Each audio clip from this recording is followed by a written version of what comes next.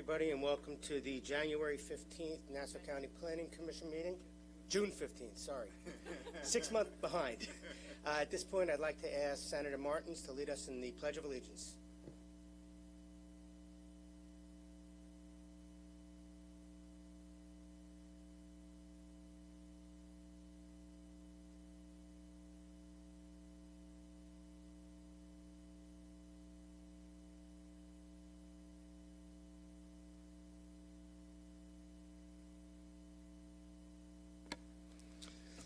I will proceed with the roll call. Commissioner Sakowicz. Present. Commissioner Kalati. Present. Commissioner Gold.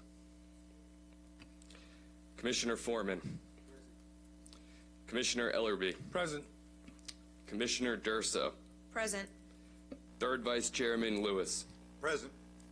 Vice Chairman Greenfield. Excused. And Chairman Shapiro. Present. At this point, I'd just like to lay out a few ground rules.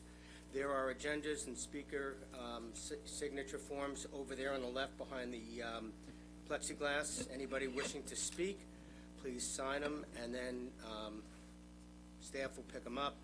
Also, the attorneys and counsel will have 10 minutes to speak, and anybody wishing to speak afterwards will get 3 minutes. And counselors don't have to sign the speaker registrations unless you're here for a different case.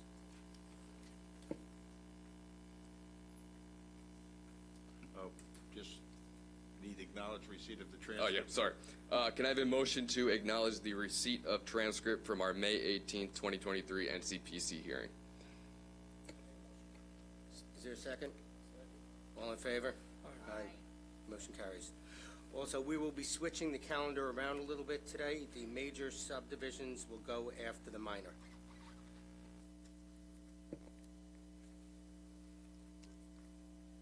Marty, you do bond first.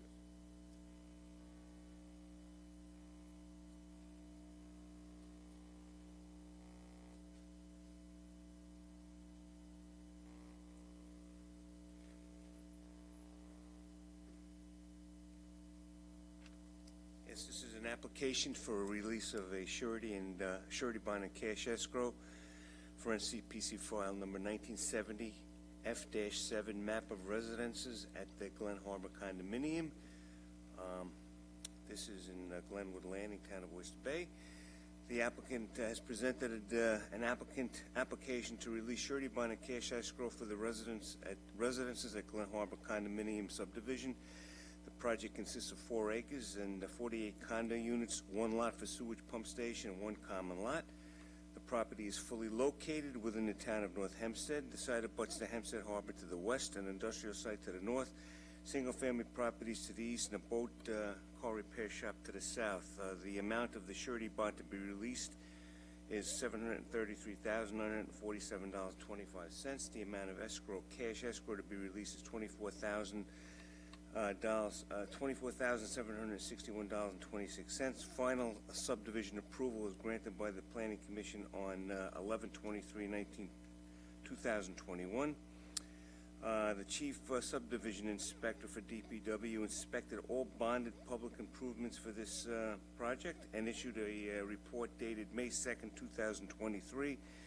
He determined that all bonded items are complete and deemed to be in compliant with all applicable codes and standards. A visual inspection of the current state of construction offers no reason at this time not to fully release any funds currently held against surety bond and escrow deposit. It was all properly noticed and published in Newsday. And we do have Michael Zapson, the attorney for the applicant, to speak on this matter and answer any questions the commission might have. Thank you. Good morning. Michael Zapson, Sir Tillman, Balin, Adler, and Hyman, 90 Merrick Avenue, East Meadow, New York, 11554. This is a project along Hempstead Harbor in Glenwood Landing. In addition to the condominium, the reason there's such a large bond here in the escrow is the applicant had to put in a sewer line for the county. And it's all been completed, it's all been up and running for a year, there have been no issues, it's all been signed off on. And at this time, we'd request the release of the bond and the return of the escrow. Thank you, Commissioners. Any questions? Is there anybody in the public that wishes to be heard? Not seeing any, I'll take a motion.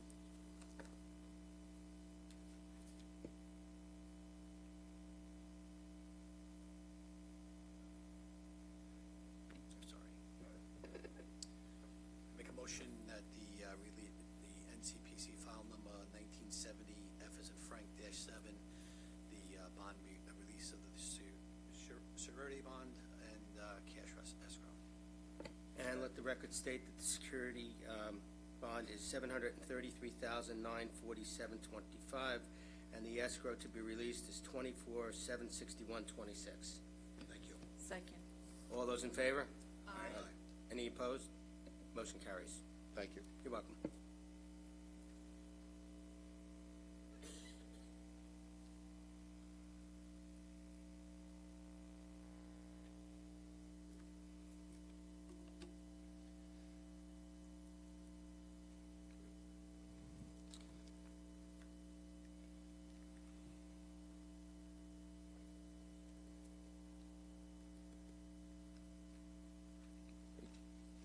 Moving on to Agenda Section C. This is OSPAC disposition. First up, we have OSPAC 4 of 2023. This is an application to sell county-owned property located at 74 Prospect Street, Hamlet of Roosevelt, in the town of Hempstead's Residential B zoning district. The parcel in question is approximately 3,000 square feet. County is requesting permission to sell that property to an adjoining owner. DPW approves the release without condition, and if approved, staff recommends conditioning sale on merging the tax lot with the adjoining owner's lot. At the June 14th OSPAC meeting, members of OSPAC made a motion to approve the sale with the condition that the tax lot be merged with the lot of whomever purchases the property, and that all adjacent property owners have the opportunity to bid on the property if they so wish. The motion was subsequently seconded and thereafter approved by a vote of 6-0. Here today, I believe we have Kevin Walsh, and as a reminder, this is up for a vote today as the public comment period is closed. Okay. We don't have Kevin.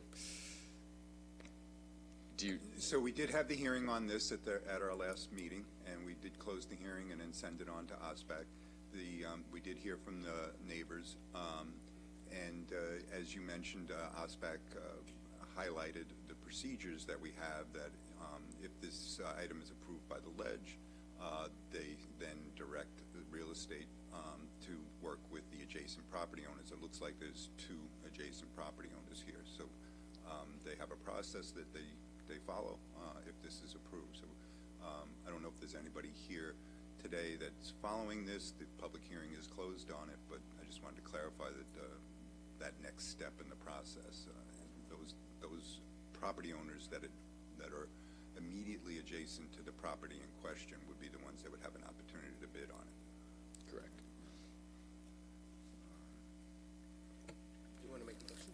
Mr. Chairman, I'd like to make a motion on OSPAC number 4 of 2023, and the motion is to recommend to the Nassau County Legislature that they approve the sale of the property. And that be conditioned, as a condition of the sale, that it be merged with the tax lots of the abutting owner who eventually purchases. Right. I'm of the general knowledge that that's actually a requirement. Once a property owner buys the property that's immediately adjacent to them, they're supposed to merge it. But yes, let's make it absolutely clear that that's our... We don't want it coming back. Yeah. Certainly, it's not meant to be a standalone lot. It's not a buildable lot on its own. It's not large enough. So, yes, the motion would be that we recommend the sale and that condition that sale on it being merged with whichever property owner purchases it. Second. All those in favor? Any opposed? Motion carries. Next up is OSPAC 5 of 2023. This was an application to allow the town of Hempstead to sell property and subsequently remove a deed restriction that the county had placed on the property. This is located at 3000 Burns Avenue in the hamlet of Wantagh. Town of Hempstead, currently unzoned, but directly north is the industrial zone in the town of Hempstead. The parcel size is approximately 56,000 square feet. As stated, the county is requesting permission to allow the town of Hempstead to sell this above-referenced property to the adjoining business located directly north of the site for commercial purposes. Town of Hempstead is asking that Nassau County release that deed restriction on the town-owned parcel that restricts the use to non-commercial and or municipal purposes. There's also a deed restriction that prohibits the town from either selling or using the premises in a for-profit manner without the consent of Nassau County. Deed for this property was transferred from the county to the town of Hempstead back in 1991, which was about 10 years after Nassau County acquired it from the city of New York. As such, any sale by the town will also require New York City approval. DPW approves this request to remove this deed restriction. Public comment period was opened by the Nassau County Planning Commission at our May 18th hearing. We had one comment from an abutting neighbor who had concerns about the level of noise coming from the property, as well as the future plans for the pump house. Neighbors' noise concerns arise from the potential loss of trees at the site, which serve as a buffer for noise coming from the railroad tracks. Additionally, that neighbor presented a petition with 25 signatures from neighbors in the area who were against the application. At the June 14th OSPAC meeting, members of OSPAC made a motion to approve the removal of the current deed restriction, subject to the condition that both the eastern and western ends of the subject property utilize the Woodlands Restoration Plan that was presented to the Planning Commission by the landscape architect Michael Kuntz. That motion was subsequently seconded and thereafter approved by a vote of 5-0 with one abstention by OSPAC. Here today, I believe we have Kathleen Foreman from the county's attorney's office.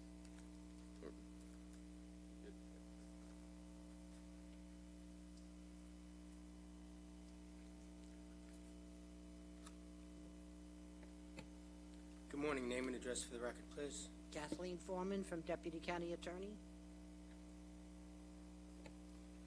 Now, we also have Al D'Agostino. Are you going So, we did have the hearing on this, and of course, as was just reported by staff, the OSPAC committee met, and they reviewed the plans in detail. The owner of the applicant before us came to that meeting and went over all the plans with them.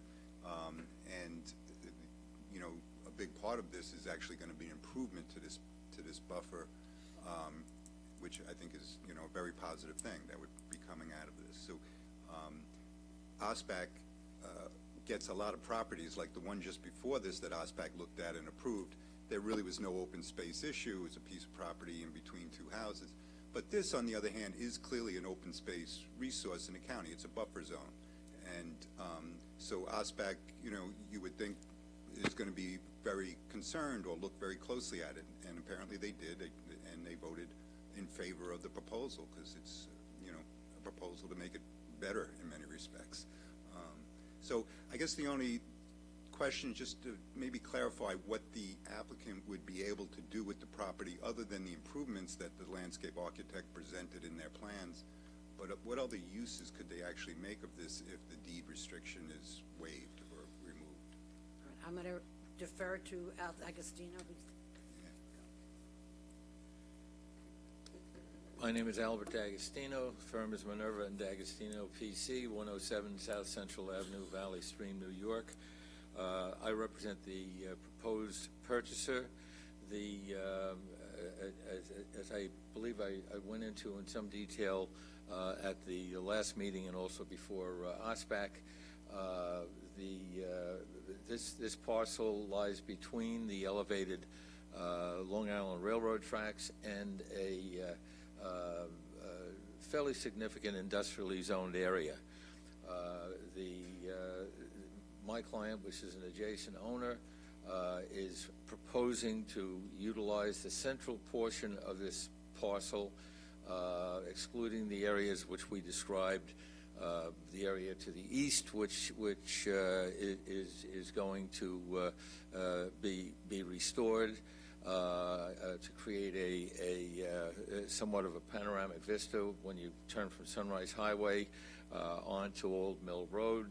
It actually, I think, is going to look better than the vista on the Twin Pond side right across the street, which has been somewhat abandoned. I don't know if the state owns that or the town owns that, but this is going to be restored as per the exhibits which were placed in the record last time. The central portion is going to be utilized for equipment storage. And the pump house, which is on the east, is going to be not only maintained, it's in pretty good shape, at least as far as you can see through the fence, and going to be restored. And anything that we acquire from the town to the west of the pump house is going to be left as is. So it's basically the central portion which is going to be utilized for equipment storage. Again, it's to the north of the property is bound by an industrial area. You'll see there's a large oil tank to the east.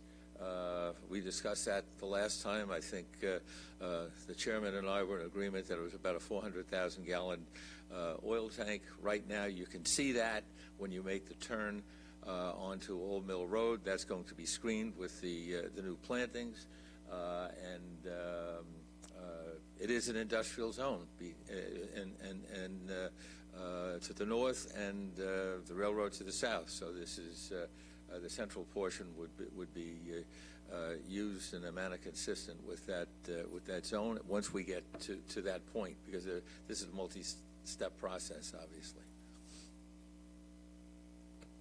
Thank you. Any other questions? I guess my Mr. question was, and this wasn't answered last time, it's probably to the county attorney, deputy county attorney. This property was sold to the town of Hempstead for $1, I believe, 10 years ago. 91. This was part of, I think, a large. Let's Okay. I asked you this question last time, and I don't believe, Mr. D'Agostino, that you had an answer for it. So I don't recall the question. I'm sorry. the question was that this land in what year was it, Mr. Chairman? 91.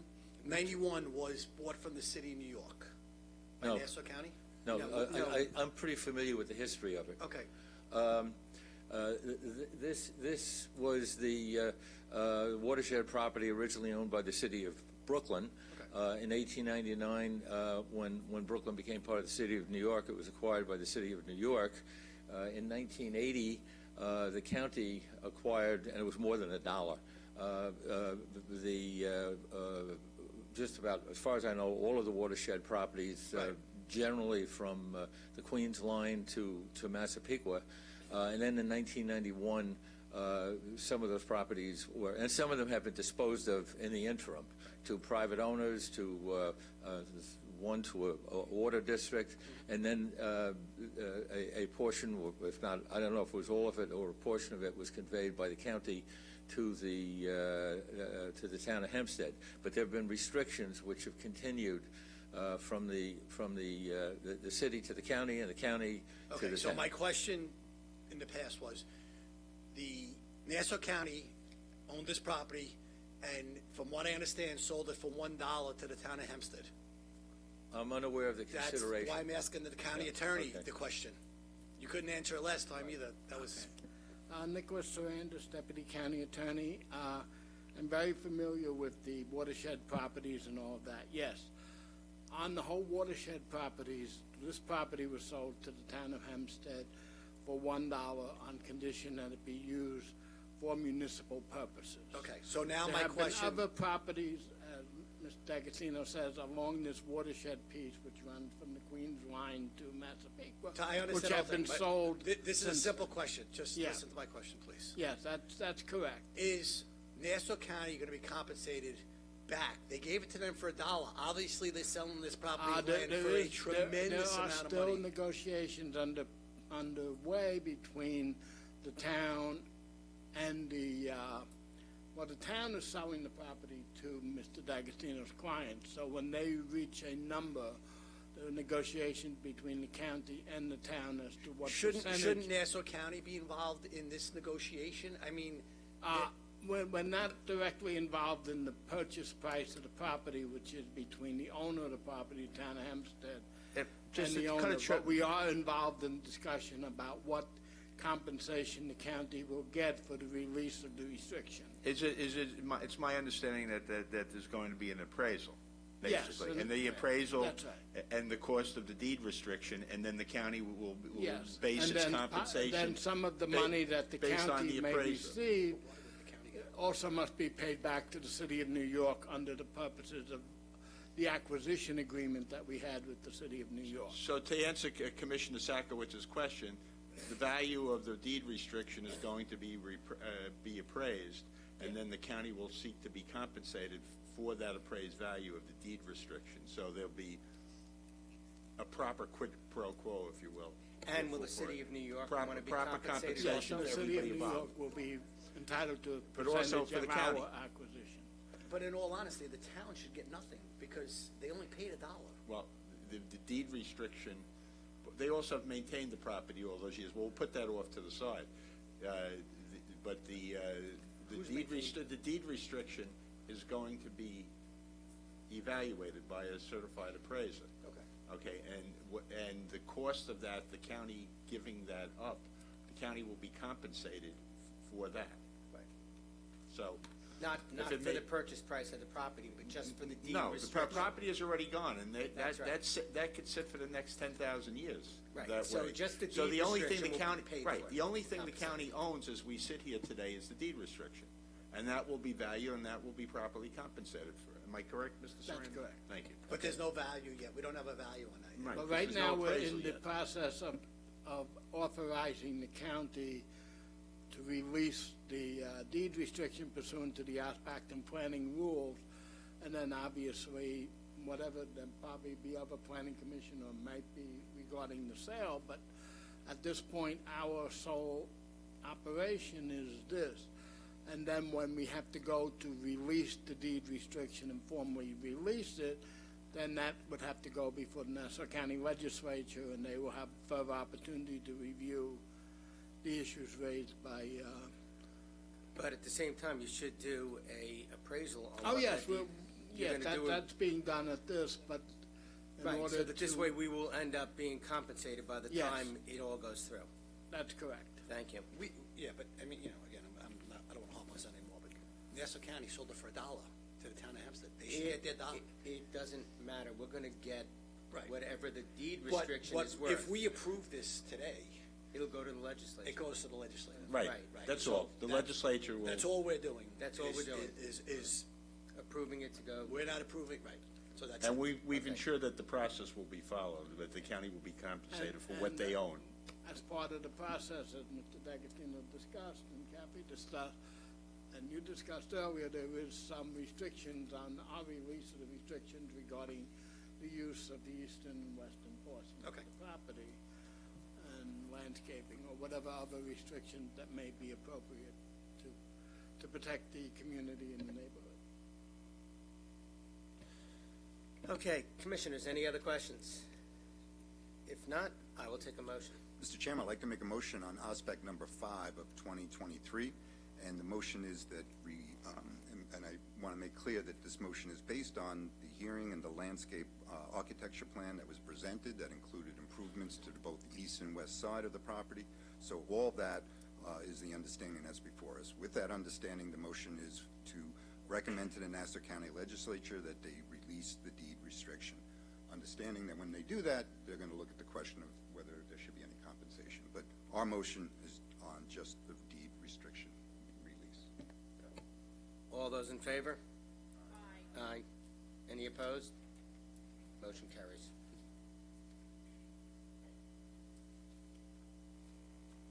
John, are you okay to? All right, we'll go back to our agenda and do the major subdivisions. Yeah, I just said it. Right, we're going to go back to the way the agenda stated. Sorry I was late. Did we go through any adjournments or withdrawals? Okay.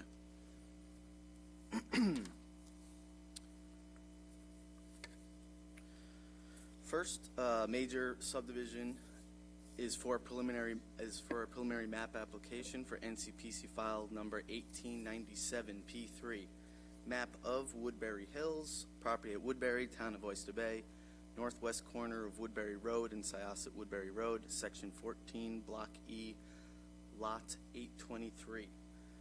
This application is seeking preliminary subdivision approval of a 5.21 acre parcel into 5 single-family residential lots and a private roadway to be owned and maintained by the 5 single-family residential lots through a declaration of mutual roadway.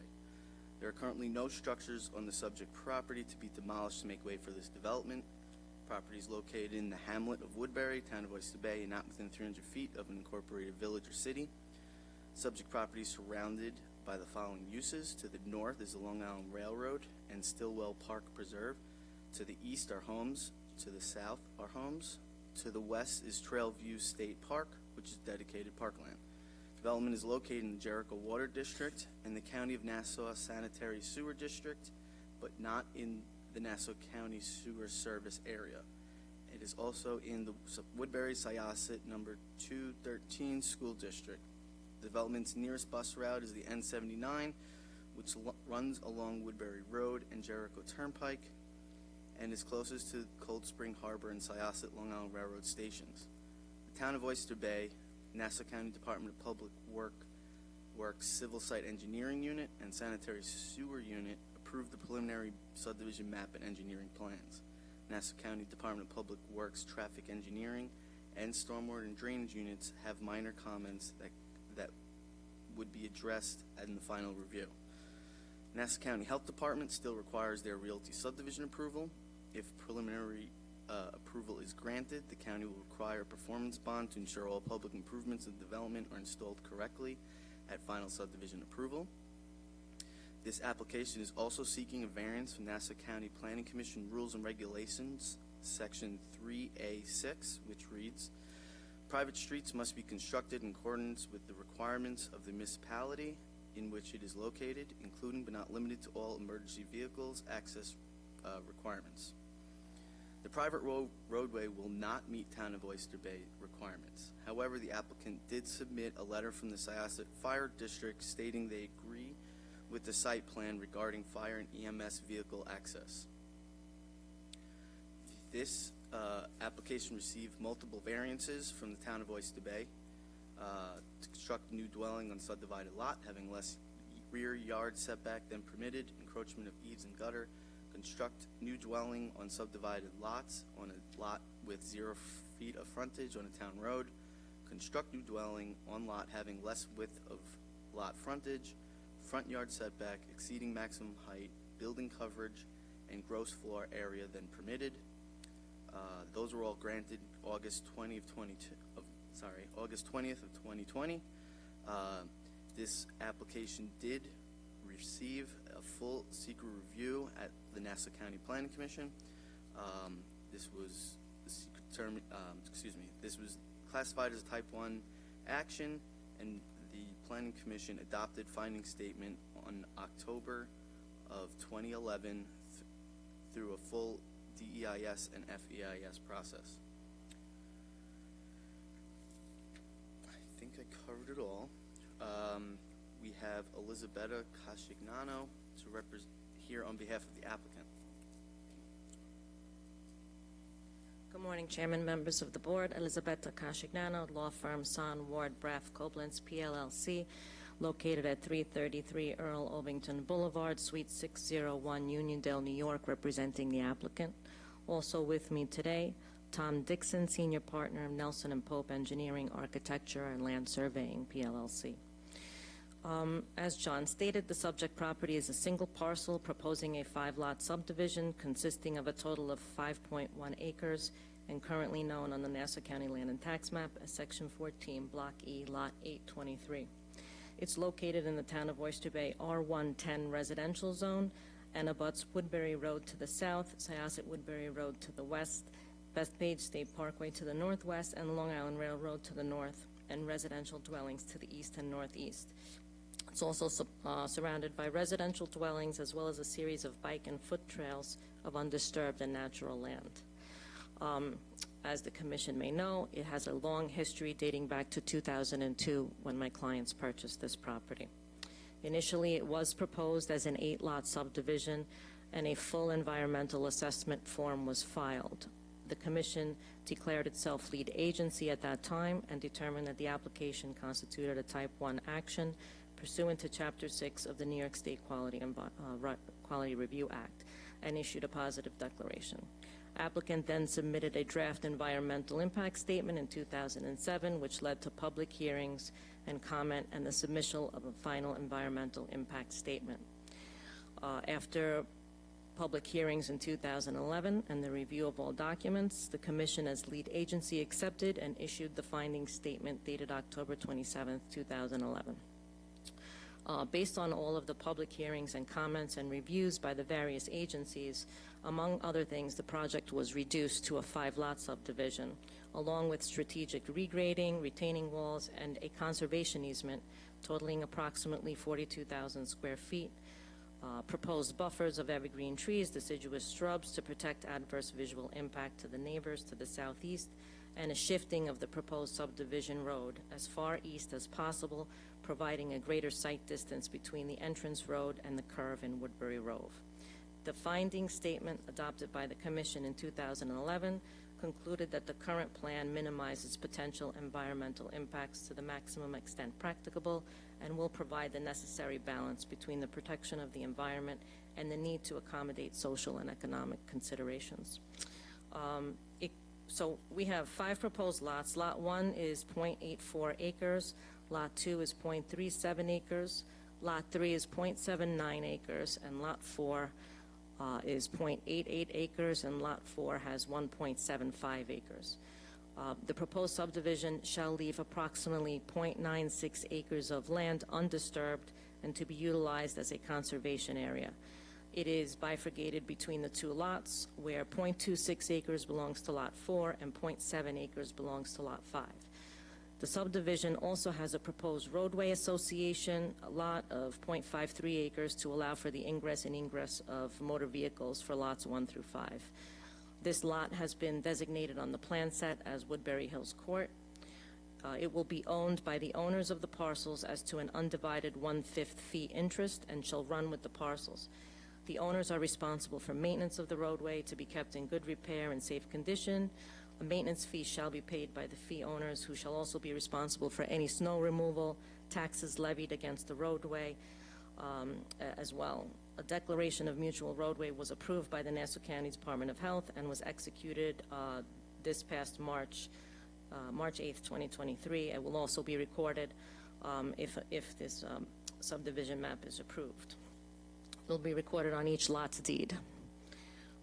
The applicant has also appeared, as John said, before the Town of Oyster Bay Zoning Board of Appeals with the proposed 5-lot subdivision along with minor variances, and received local approvals on December 20th, 2020 by decisions number 2248 to 2252. In accordance with those requirements, it has also filed extensions of time, based on the fact that, we're still going through this process. So we're seeking preliminary approval in accordance with the map that has been filed. The professionals on this project from Nelson and Pope have coordinated with DPW and the Department of Health in connection with all the grading, drainage, stormwater, and sanitary sewage needs of the proposed subdivision to meet all their standards. They've received approval from the Syosset Fire District by letter dated March 18th, 2021, indicating that the district agrees to the proposed subdivision site plan for fire and EMS vehicle response. Additionally, the Jericho Water District issued a water availability letter dated February 15th, 2023. So, that's our application in total. As of right, there are 10,000 square foot lots. So, with this size parcel, we think 5-lot is really minor here. They are really generously sized lots for that residential zone. And that was done purposefully, and after all the input that we received through all the various agencies and the public, it was reduced from an 8-lot subdivision. We have the conservation easement. We're very sensitive to the needs of the community in that area. At this time, I'd like to call up Tom Dixon from Nelson and Pope just to discuss the site plan in a little bit more detail and all of the landscaping and regrading that's being done. Thank you. Mr. Dixon, name and address for the record, please. Good morning, Chairman Shapiro and members of the Commission. For the record, Tom Dixon with the firm Nelson and Pope, located at 70 Maxis Road in Melville, New York. I'm here today representing the applicant, Peroni Homes. Just going to give an overview of the site engineering for the board. The site is hilly, has steep sloped areas. The elevations range from 144 in the northeast to a high of 225 in the northwest corner. The elevation in the southwest corner is 188, and the elevation in the southeast corner is 160. The steepest slopes are located in the northern portion of the site in the area of the proposed conservation easement that will remain natural and undisturbed. Retaining walls are proposed to accommodate the development of the lots and the roadway, as well as preservation of the natural wooded areas. A segmental block with natural colors and surface treatment are proposed. The walls will be tiered for aesthetics, and that would allow for landscape plantings between the tiers. Site access is proposed on Woodbury Road at the southeast corner of the property. Woodbury Road is a 2-lane county road, and site distance is limited to the east for exiting vehicles. So left turn lanes will be prohibited exiting the property. Left turn lane restriction and limited site distance signs will also be installed. And this access was reviewed by the Nassau County Traffic Unit, and their comments were addressed. The proposed roadway will be 26 feet wide, and a 96-foot diameter cul-de-sac is proposed. The roadway and cul-de-sac dimensions comply with the requirements of the Fire Code of New York State, and they were accepted by the Syosset Fire Department. Decorative site lighting will be provided along the proposed roadway. The lighting would be energy efficient, LED, dark sky compliant, and any lights would be shielded from adjacent properties and roadways. There's a landscape buffer along Woodbury Road on Lot 1. This would allow to screen the development from Woodbury Road, and it would be planted with a mix of trees and evergreens. Public water is available to serve the development. The site's located in Jericho Water, and we did receive a water availability from the district. Public sewers are not available in the area, and we're proposing on-site sanitary disposal systems. The site is located in a special groundwater protection area. It's subject to Article 10 of the Nassau County Public Health Ordinance. The subdivision does comply with Article 10 and provides for the minimum area in residential lots. Stormwater runoff from the development, that will be contained on site, and there'll be no runoff to adjacent areas or roadways. The drainage system consists of catch basin inlets along the roadway and underground dry wells and drainage reserve areas for storage of the drainage. And all roof drainage would also be contained and collected in underground dry wells. The property is located in the town Aquifer Protection Overlay District, and the proposed disturbance of natural vegetation and revegetation areas complies with these requirements. There will be sedimentation and erosion control implemented during construction. The site will also be subject to coverage under a stormwater pollution prevention plan and a permit from the New York State DEC. That will conclude my presentation. I'd be happy to answer any questions from the Commission. Mr. Dixon, at the intersection of the right-of-way, can you tell me how wide the paved area will be, the roadway? It's approximately 40 to 45 feet of paved width at the right-of-way line. Okay, and then you're narrowing it down to 26? To 26, correct. Okay, also fire hydrants. Yes. How many will be on the off the roadway? There's one fire hydrant midway on Woodbury, and then there's one at the end. So there's two fire hydrants on the private road. So, excuse me? There are hydrants on the private road. Oh, absolutely. Yes. Yeah, there'll be a dedicated water main to Jericho water, 8-inch water line, and hydrants on the private road. Yes. The electric service, is that going to be underground? Yes, it will be. Okay. So, so the I remembered the EIS process for this application. I guess 4 of us that are on the commission now were here then. We went over all these details at some great length. There was use of, you had bike trails that kind of ran over the property, so there were questions about that. Right.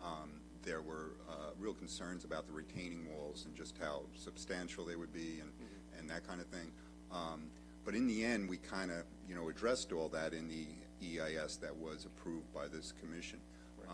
Let me first ask, are you changing any of the plans that were reviewed back then? What was... The plan before the commission under this application is substantially in conformance with that alternate that was selected as part of the FEIS. So when it comes to stormwater runoff, for example, one of my questions would be, are you seeking a variance from Nassau County as to full compliance with our requirements, as is common? Many developers do seek that variance.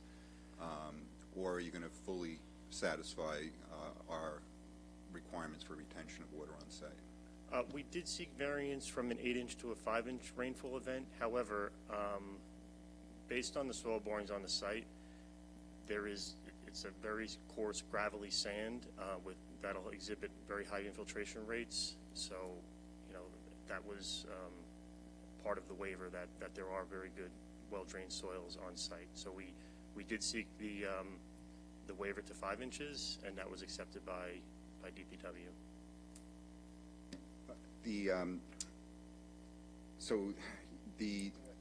I guess, that was part of the plan. It was approved.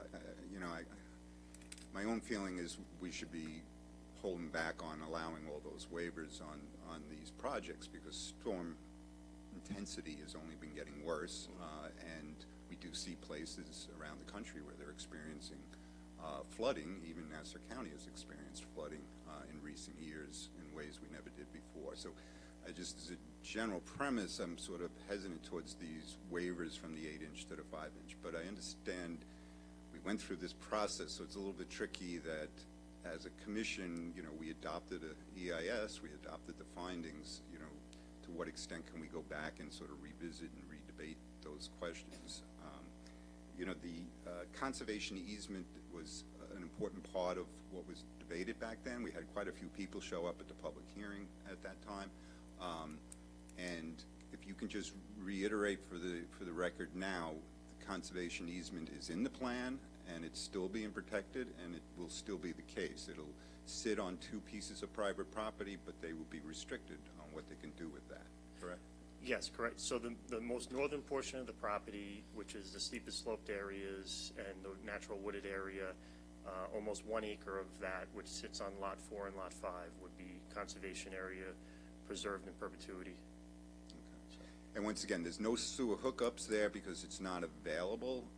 But again, I find that, a little bit disconcerting, because we don't allow homes to be built in most parts of Nassau County today without sewer hookups. And these 5 homes don't have to comply with that, which is a big savings and a cost to the homeowners.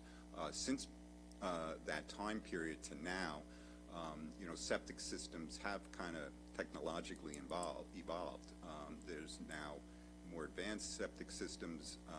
So is your proposal changed in regards to how that's going to be addressed? The proposal that went to the health department would be a conventional on-site sanitary system. There's no regulation or requirement for the new systems. I could talk to the applicant and see if they'd be open to doing something like that. But right now, it's complying with the health department's current regulations, which is septic tank and leaching pools. I think what you said is correct. That is the rule. If you could at least discuss it amongst your team, I would urge that, because I think that there are advantages to those new systems. So this property, you know, is right next to a preserve, a park, you know, state park, you know, so it's a sensitive area. As I said, it was a full environmental review that we did. The project originally was 8 lots, reduced down to 5. I do think the applicants addressed most, you know, the issues that were all raised. So, you know, I feel satisfied about it. I know the chairman had questions about the road. We were all kind of, you know, looking at that road. But we did also talk a lot about the turnaround and that it was sufficient for fire engines and things of that nature. So I think, again, you know, the road is a little bit narrow, it seems, but that was addressed, and I guess it stands as a good plan. Do you want to just speak to why the road couldn't have been a little bit wider? Well, I mean, the minimum requirement for, okay, there's no on-street parking allowed on the road, right? So, and there's 2-car driveway and garages for all the houses, so there really shouldn't be any on-street parking on the road. You know, and 26 feet would be adequate. The minimum required for fire access is in the state code is actually 20 feet. So, you know, we're providing 26. The cul-de-sac was enlarged, you know, from the original plan up to a 96-foot diameter, which is what's required by the state code for a turnaround for fire apparatus. So, in my opinion, the road's adequate for the 5 homes. Okay. We may have members of the public that want to speak on this, so we'll hear from them and see if we have additional questions. Yes, we do have one gentleman that would like to speak. Thomas, I'm having trouble reading your last name. Sorry for the inconvenience, but I rushed in filling that application out. I wanted to do two. Just come to the mic and put your name and address for the record, please. Yeah, sorry for the confusion. I would like to speak on E1 and F8, not D1. My apologies. Okay. Thank you. E1 and F8.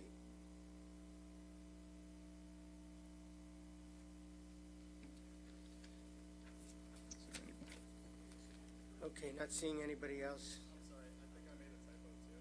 Might have put that on E. Come on down. Morning, everyone. Name and address for the record, please. Hi, my name is Chris Antonelli at 235 Woodbury Road. Okay, this is my first time speaking at something like this, so excuse me if I'm inappropriate or say something wrong. Okay, I understand that developers have the right to build on their land.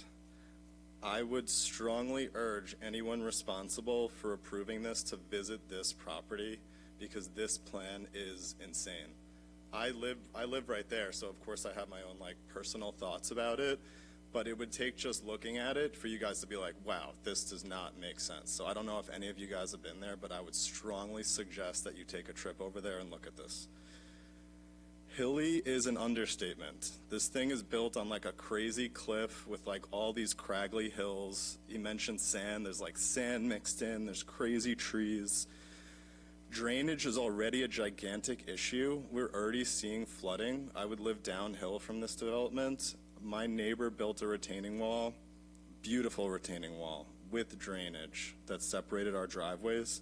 The first time it rained, it collapsed. It's a serious, serious issue over there. Talking about nature, there's gigantic, beautiful trees in this area. There's deer, lots of deer. There's a ton of birds. There's something about, you guys mentioned earlier, there's Trailview State Park there. There's the Greenbelt Trail. There's bike and hiking trails that are, really, really used, especially when it gets nice out. Like now, you can see people walking up Syosset Woodbury Road to enter all day long.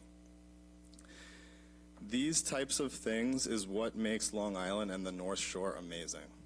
Supporting nature. And I know that this is someone's property, but it's also suggesting that we're moving around the parkland.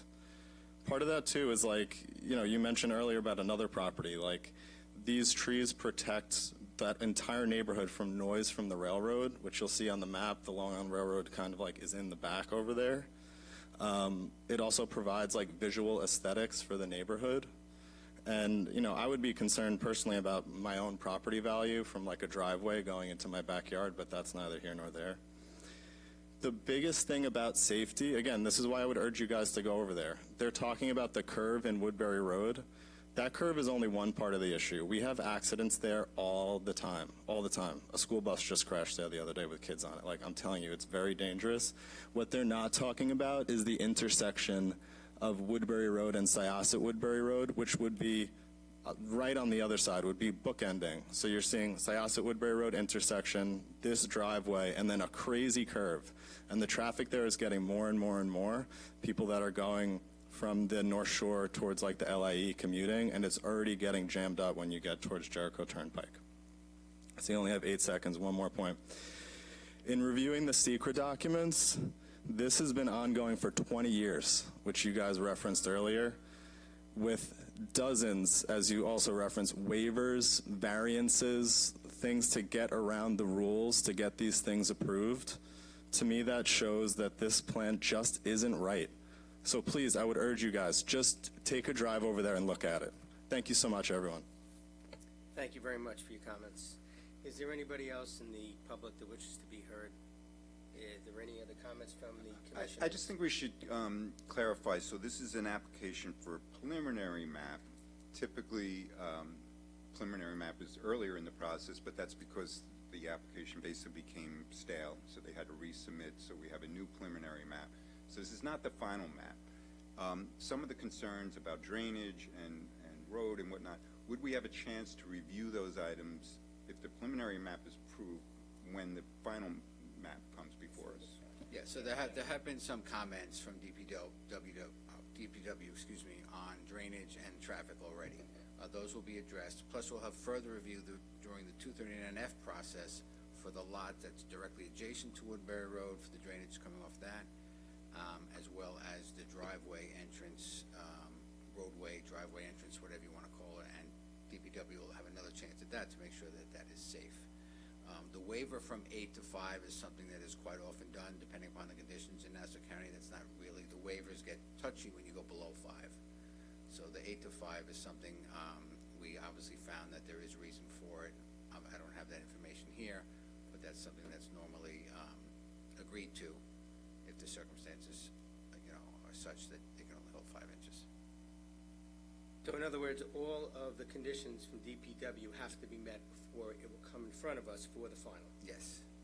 Okay. So you understand that we have certain criteria at DPW. They have to be met. If they can't be met, then it's not going to get moved on to final subdivision approval. And the runoff that's happening now will obviously be contained in dry wells.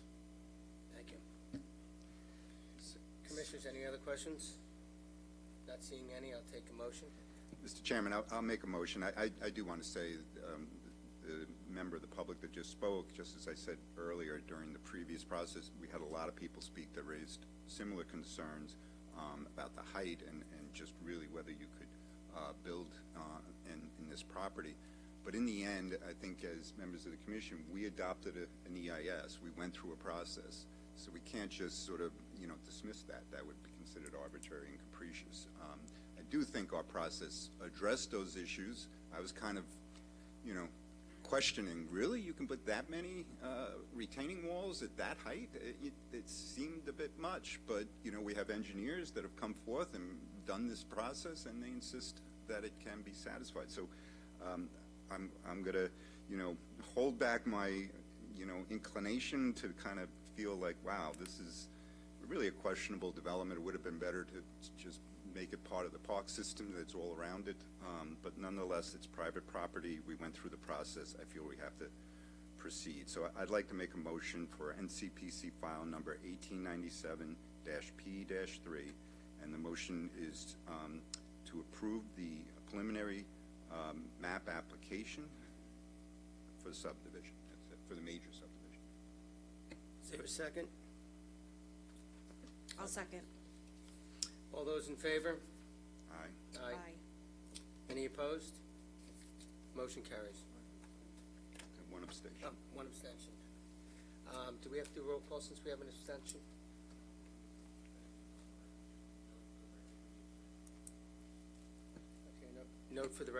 Commissioner Foreman has abstained.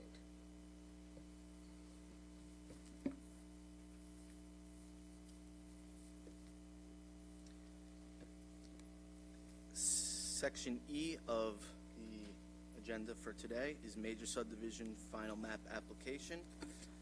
This is NCPC file number 1959 F7, map of Red Coat Farms, property in the incorporated village of Oyster Bay Cove, northwest corner of Cove Road and Northern Boulevard, section 27, block L, lot 243. This application received preliminary subdivision approval by the Nassau County Planning Commission on October 2nd of 2008. The final subdivision approval on March 31st, 2011.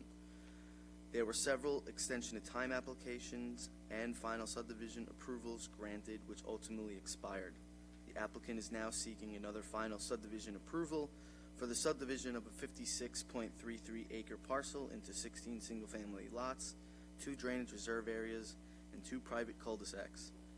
The proposed residential lots will range in area from 2 acres to 3.51, fully conforming to Village of Oyster Bay Cove zoning requirements. The property is located in the incorporated Village of Oyster Bay Cove and within 300 feet of the incorporated Village of Laurel Hollow. Within the 16 residential configuration, a 3.87 acre conservation buffer along the subdivision's public road frontage and a 7.34 acre woodland preservation area consisting of natural sloping terrain are proposed, both of which run along the roadways of Cove Road and 25A. The legal description and restrictions relating to the conservation buffers and woodland preservations areas are to be filed against the respective residential lots. Ownership of the proposed cul-de-sacs and drainage reserve lots shall be in the form of an HOA. Public water supply will be provided by Jericho Water District, and each residential lot will include on-site wastewater treatment via septic tanks. Drainage easements consisting of natural stormwater channels throughout the subdivision and the drainage reserve lots are proposed to be dedicated to the Village of Oyster Bay Cove to provide additional oversight. Nassau County Department of Public Works, Nassau County Health Department, and both villages have reviewed and approved the subdivision map.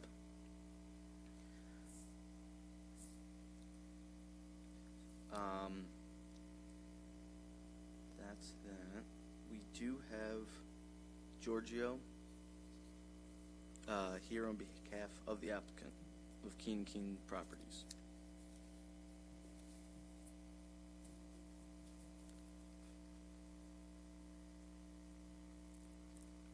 Good morning. Name and address for the record, please. Good morning, Chairman Shapiro and members of the Planning Commission. My name is Giorgio Citarella, and I'm representing Keen Properties in connection with the request for reapproval for the map of Red Coat Farms subdivision, Section 27, Block L, Lot 243, located on the northwest corner of Cove Road and Northern Boulevard in the village of Oyster Bay Cove.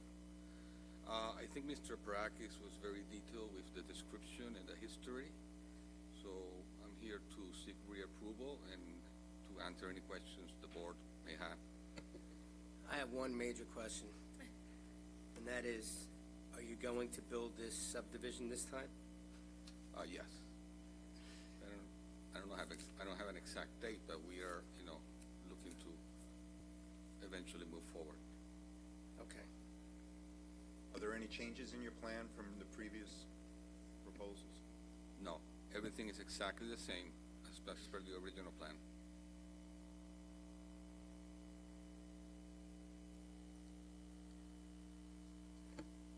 All right, we do have one speaker, Lucy Butler. If you would come up, name and address for the record, please. Yes, I'm Lucy Cutting Butler. My address is actually 60 Butternut Hollow Road in Greenwich, Connecticut, but I also own part of the property at 33 Yellowcoat Road, where our property is adjacent to the Keene property, which we sold to Keene many, many years ago. Actually, I just want to make a comment about the importance of the property itself in terms of conservation. Since the original proposal was made, we now have a whole red coat preserve that's Nassau County actually helped to provide funds for, that is actually a conservation open space area with trails. And so I just want to make sure in the plans that Keene has proposed that we think about conservation easements. And I heard that the proposal does include some conservation easement along Cove Road and another place on the slopes. But this is one of the last big properties in Long Island. And so I just want to think about the habitat for animals and the importance of conservation. And it's an opportunity to think about looking at really having more open space in the proposal. One of the areas that my aunt has indicated is the big field that's up there that actually was the hunt field for the Meadowbrook Hunt, which is an important field, and making sure to consider that in the proposal and preserving that. The other request was there are some very old buildings on the property which we're concerned about that are falling apart that should be taken down. But I just want to make those comments about thinking about conservation easement and the importance of this property with this current proposal, because it was many years ago. It was proposed even before the Red Coat Preserve was really put in place.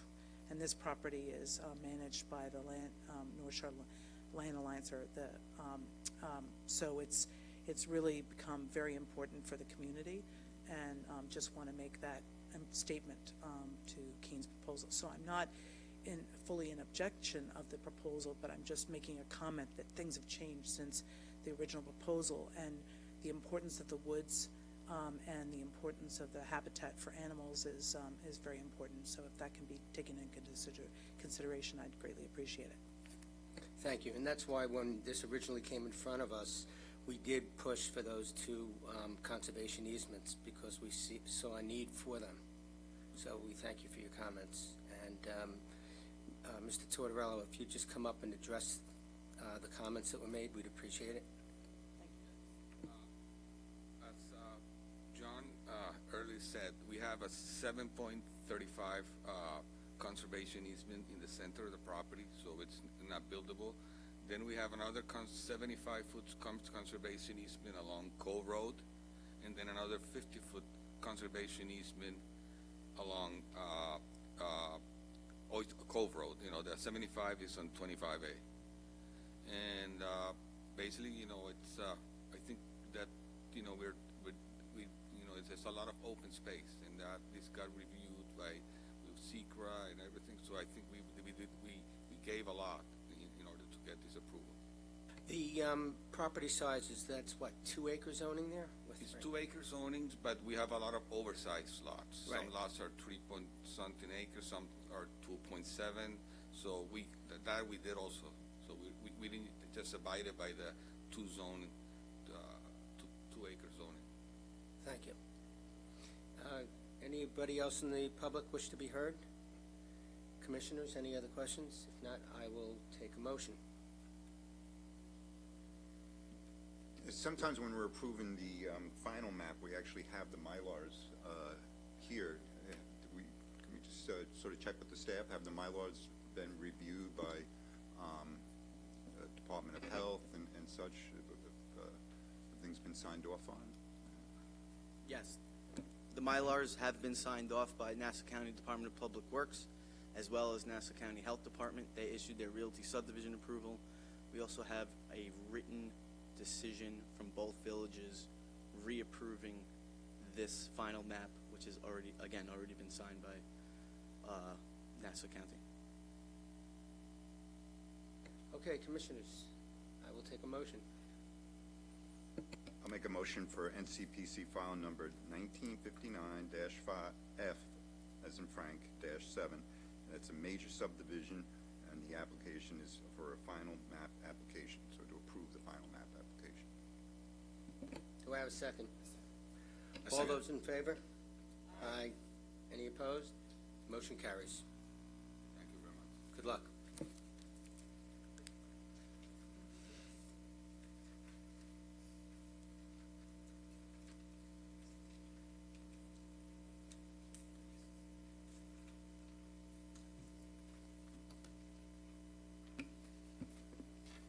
Just for the record, second, I'm recused on the first case on the minor subdivision.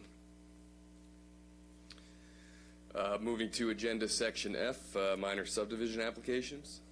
First up is NCPC file 60 of 2022. This is adjourned from the March 30th NCPC hearing. As the application stands now, this is for a 3-lot subdivision at 1685 Meadowbrook Road in the hamlet of Merrick in the town of Hempstead's residential B zoning district. Staff has been in contact with the applicant and their attorney, and they're requesting that the application be withdrawn and re-noticed at a later date. This future date would be after the Town of Hempstead Landmark Preservation Committee votes on the landmark preservation application at their June 20th meeting, and the applicant determines if they wish to proceed with their application before the Planning Commission or not. It should be noted that the historical farmhouse currently on the property is in violation of Town of Hempstead Town Code 90, which states that the house is considered uninhabitable. It's believed that a house considered uninhabitable by the Town Code 90 would have a difficult time achieving landmark status. The North Merrick Public Library and neighbors have presented plans to purchase the land together and have the public library use half of the property as a community garden while also preserving the farmhouse. However, the applicant still owns the property and has not believed that they have plans to sell at this time. Here today, we have comments from the neighbors, but I will allow the applicant's attorney, Howard Avertine, to address the commission first. Good morning. Good morning. Appearing for the applicant, Howard Avertine, 2116 Merrick Avenue, Merrick. In this case, it's beginning to feel a little bit like Groundhog Day.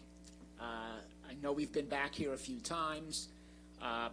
Presently, as Mr. Hessel indicated, there is a proceeding pending before the Town of Hempstead Landmarks Commission to determine whether landmark status should be granted to the existing property with the existing structure, which was previously a dairy farm.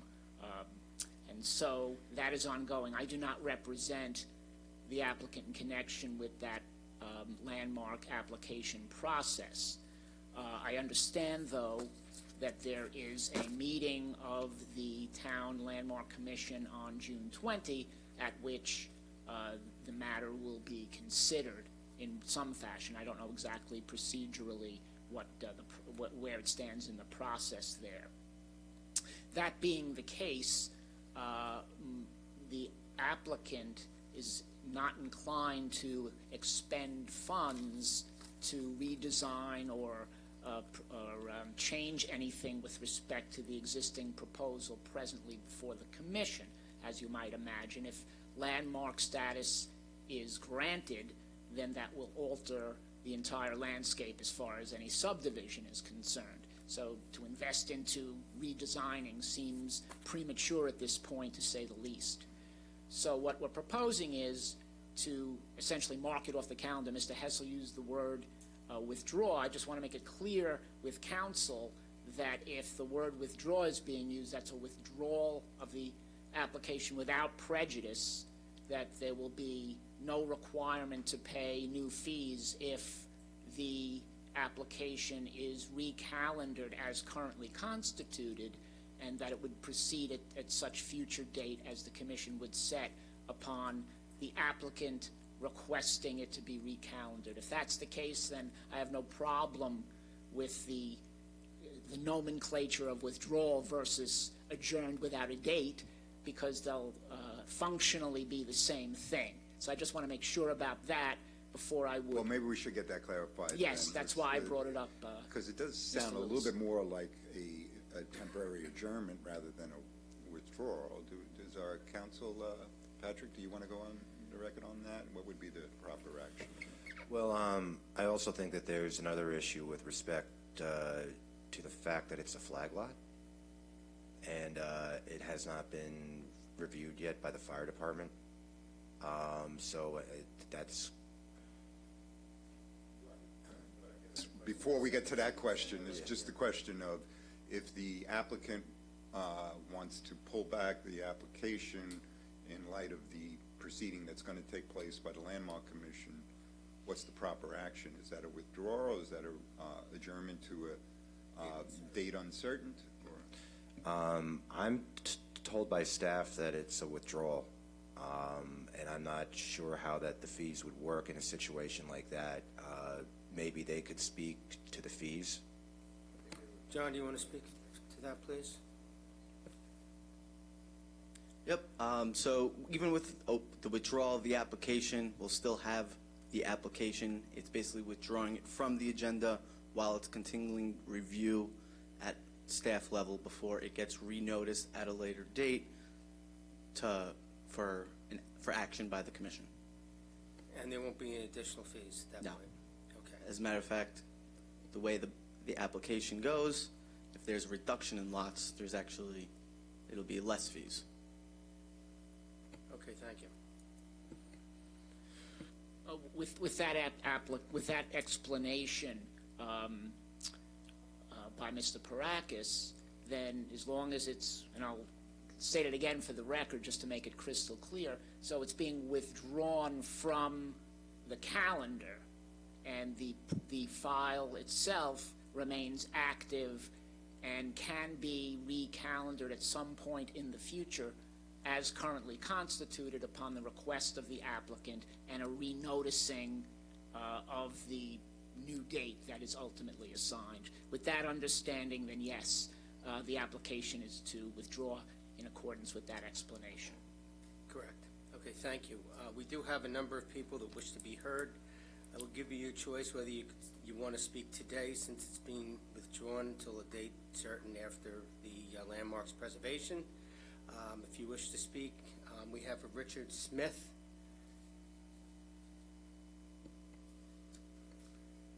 Name and address for the record, please.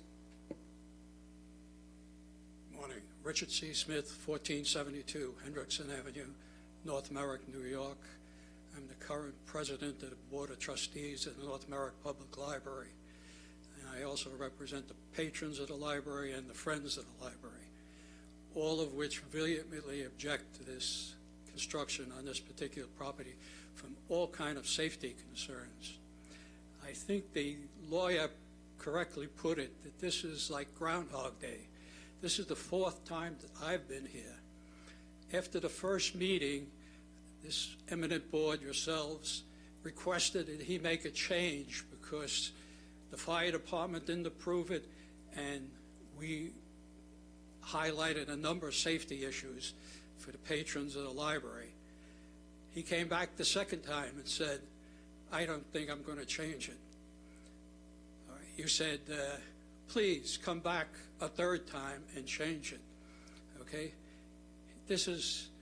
He came back the third time and said, I'm not going to change anything, and I'm not getting the fire department approval. Now he's asking for a withdrawal of this application, right? Which means that at some time in the future, we'll be here a fifth time. His plan has not changed. He's asking for a withdrawal. I'm requesting that you vote on this based on the facts that you currently have. I hope that you vote no, but I leave that up to you. We got to make a decision here at some point in time. You can't just keep bringing people back here. This is not a good plan. It has no street access. It's actually a very unsafe condition that he's proposing.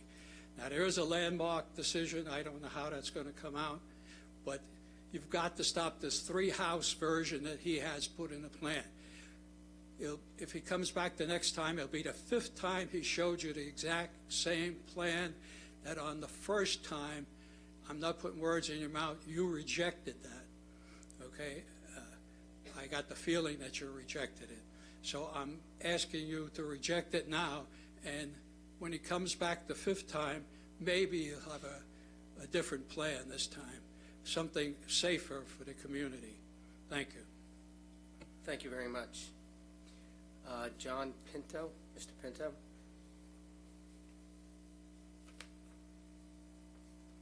Name and address for the record, please.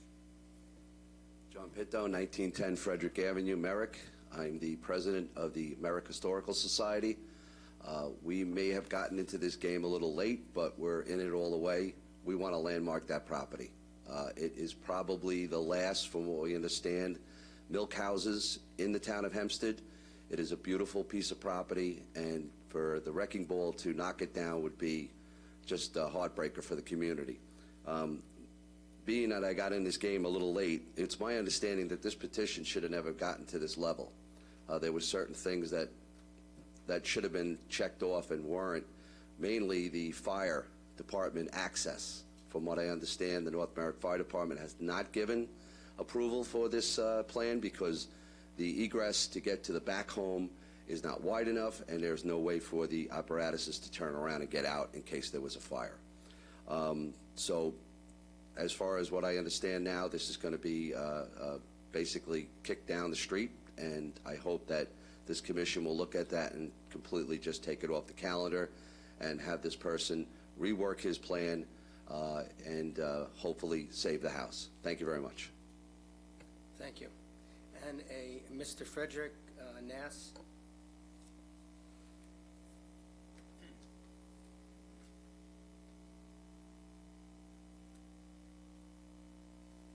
Name and address for the record, please. Good morning. Thank you for the opportunity to speak. Frederick Nass, 27 Alfred Road West in Merrick. I am the president of Wild Ones Long Island. We are a chapter of a national native plant and landscape organization. All of the issues before are credible issues. The fire district non-sign-off creates a hazard not only to homeowners but to the public property of the library. We feel that, you know, the loss of open space, the loss of a historic property and structure should not be allowed to be moved along on. Perhaps the property could be deeded over to the library as additional community meeting house space. And the question of the term uninhabitable. What is making the house uninhabitable? Is it structurally unsound? Foundations? The upper structure? Is it electrical work? Is it plumbing? Is it sewage? I think that needs to be defined before the house is termed uninhabitable and worthy of being torn down. It could be possibly brought back as a wonderful community meeting house. The gardens could be landscaped, certainly with native plants, which is what we would, you know, advise. A pollinator pathway would be an important addition for that type of landscaping.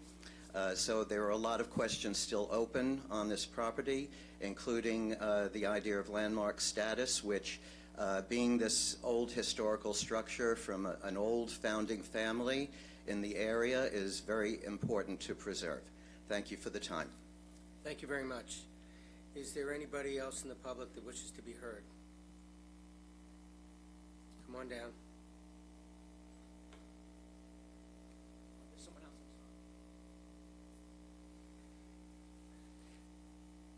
Name and address for the record, please.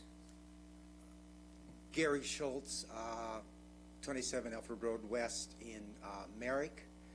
One of the questions that needs to be addressed by the Planning Commission is something that is very important for us as a community, a historical understanding of Merrick. Merrick is the second oldest community on Long Island. And there's very little left of old Merrick. We need, and yes, this house is only a little over 100 years old, but every time we tear down a house that's 100 years old, 50 years from now or 100 years from now, it will be gone and it can't be replaced. This house is significant now, but it is also significant in the future. To allow this house to be torn down so that 3 houses can be built in its place makes no sense. Thank you. Thank you for your comments. Is there anybody else that wishes to be heard? Mr. Avertine, do you want to respond? Thank you, Mr. Chairman. Just I'd like to correct for the record, a mischaracterization of the prior proceedings by the first gentleman that spoke. We did not come back repeatedly and say, this is it, we're not changing it. As a matter of fact, upon hearing the objections and concerns from the community as well as those from the commission, the applicant did begin to reevaluate the plan. But in the midst of that reevaluation is when this landmark application was filed. So pending the resolution of that one way or the other, as I indicated previously, it didn't make logical sense to proceed with a redevelopment proposal. So that has essentially been put on hold, much like we're asking this application to be pending the resolution of the Landmark Commission's proceedings. So we would again respectfully request that the board grant the request to withdraw in accordance with the terms that were previously discussed on the record. Thank you. Just one question, Counsel. The concerns, though, that were raised by the library about the driveway being basically on the part of the property that would be immediately adjacent to the library, that part of the plan, which would also include like garbage pickup and things like that, all happen to be right where has been presented to us during the hearing, right where people are coming and going to get in and out of the library. That concern is still in the plan and hasn't changed. You haven't attempted to move the driveway to the other part of the property or anything like that. Well, not yet. What I'm suggesting here is that until if the property is landmarked, then whether we don't even know what type of landmarking it will be. Would it be just the building and allowing other portions of the property to be developed with homes? We don't know. So depending upon what happens in that proceeding will likely dictate what is done. And then I'll present a hypothetical, Commissioner Lewis.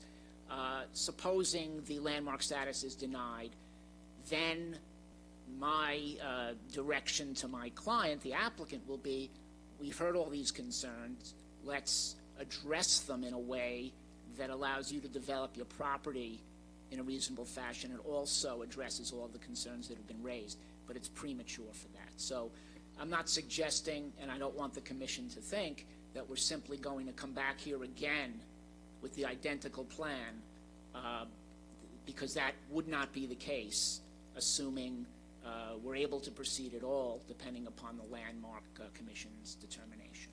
And we also have one major item, which is the fire department.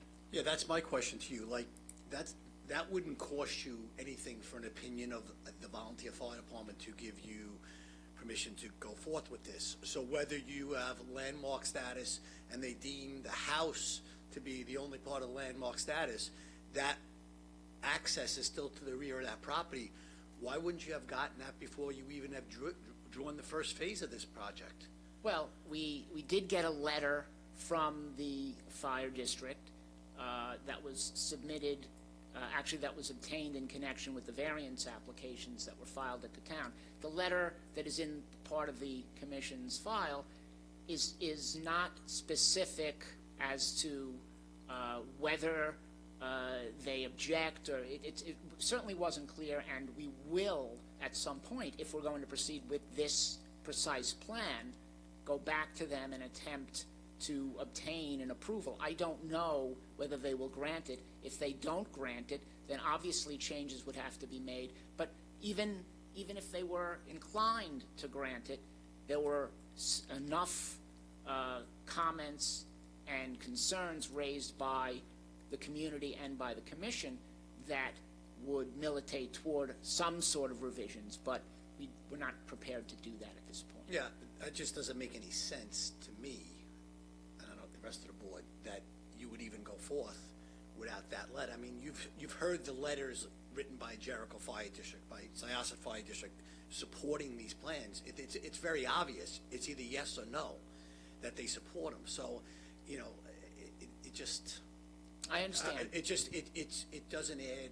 I'm just, you know. It would seem to me that with all the comments that have been made, that you would have a Plan A and a Plan B given what's happening with the landmark status. Correct. And if your client really wants to move forward with this, if it was me, I would have prepared Plan B, just in case they did get landmark status. How are we going to resolve it, and how are we going to resolve the issue with the fire department? Because without that, this plan is dead, as they say, dead in the water.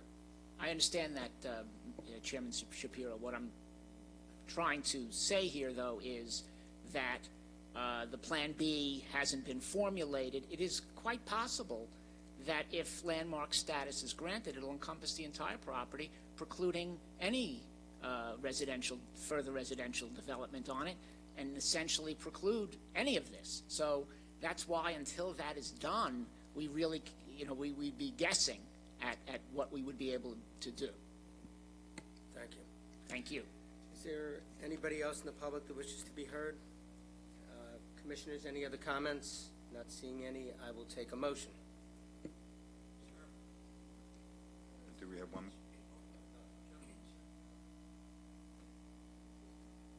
No. Mr. Chairman, I'd like to make a motion on NCPC minor subdivision file number 60 of the year 2022, and the motion is to adjourn to a date uncertain. It's actually withdrawing the application from the applicant. Okay, I'll use the word withdrawn. I've been here 20 years. We've never used withdrawn before. It's always been adjourned, but okay. And at that point, if it does come back, it will be renoticed, and there will be no additional charges as per our council's recommendation. So is there a second? I'll second. All those in favor? Aye. Any opposed? Motion carries for the withdrawal. Thank you. Have a good day. You too.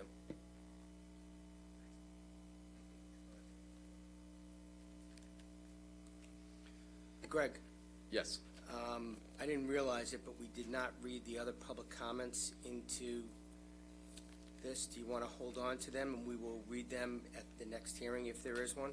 Sounds good to me. Yes. Okay. Thank you. You're welcome.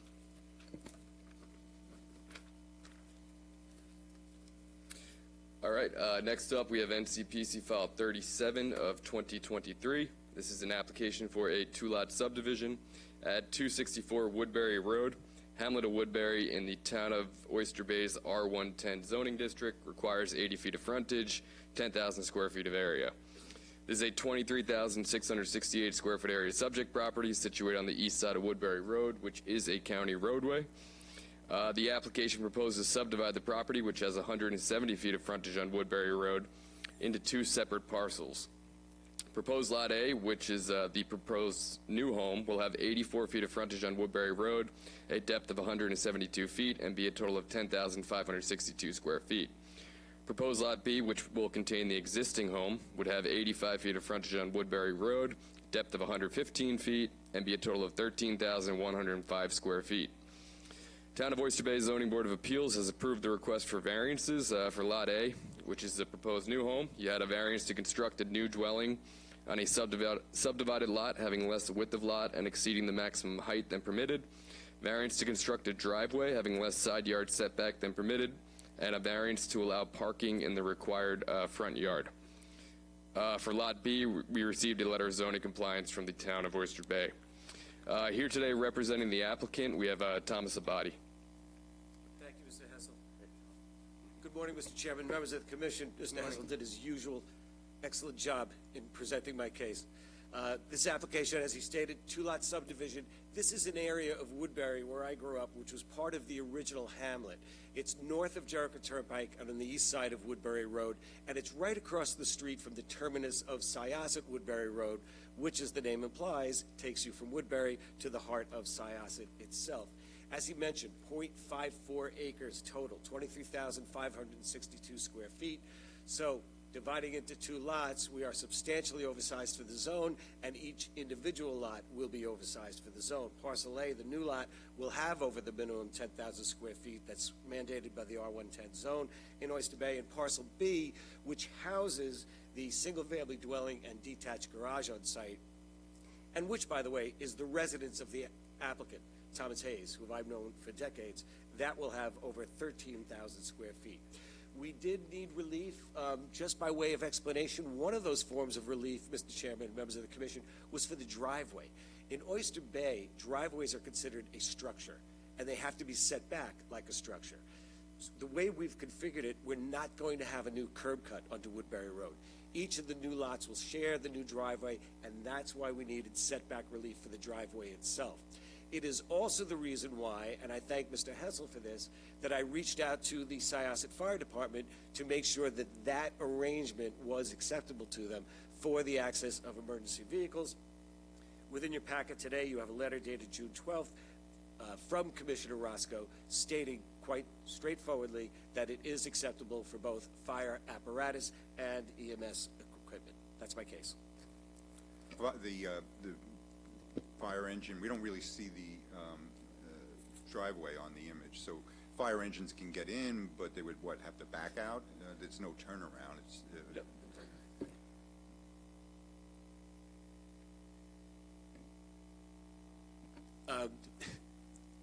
Member Lewis, Mr. Barakis believes that may be my Syosset application, the one off the right-of-way, and not the one on Woodbury Road. Is that correct?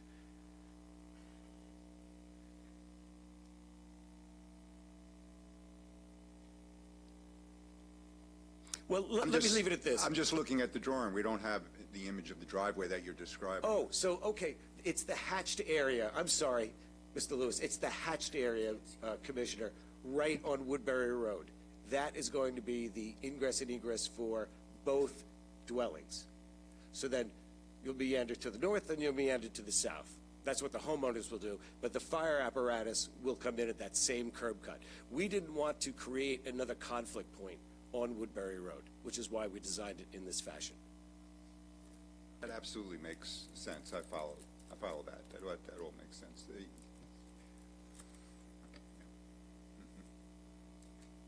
Any other questions from the commission? That's not very deep there, from what it looks like. It doesn't look like much, yeah. Off Woodbury Road, that is what? It's hard to tell, but is it 36 feet? I'm sorry? That area which you determine is, I guess, the existing driveway, that's 36 feet deep? Is that 36 feet deep? I'll have to check the plan. I have a large one here that I could refer to. 36.2 inches?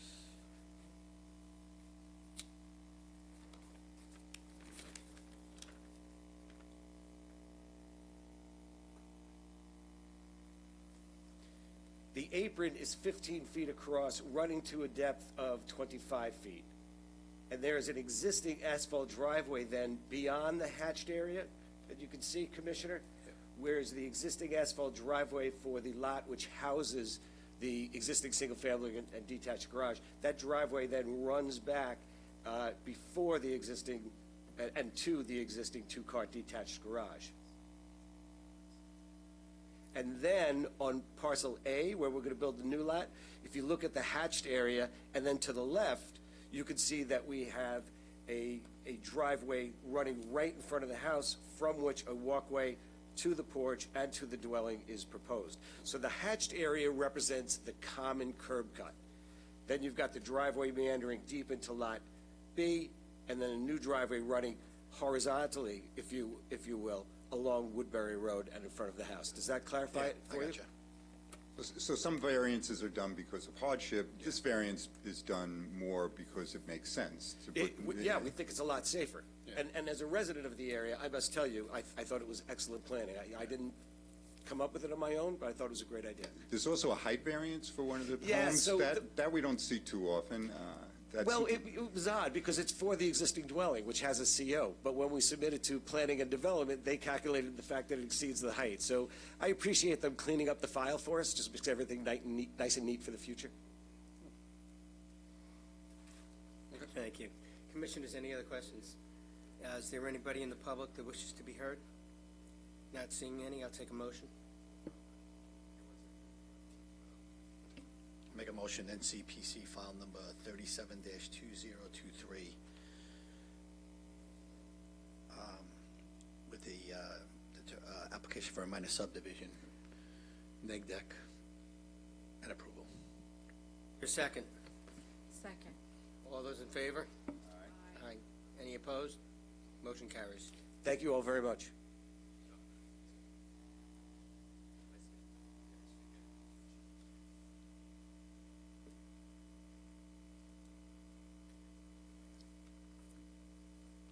Sorry. Next up is NCPC File 38 of 2023. This is an application for a two-lot subdivision at 17 East Avenue in the hamlet of Hicksville in the town of Oyster Bay's R17 zoning district. Property that fronts on both East Avenue and the paper street of Cortlandt Avenue.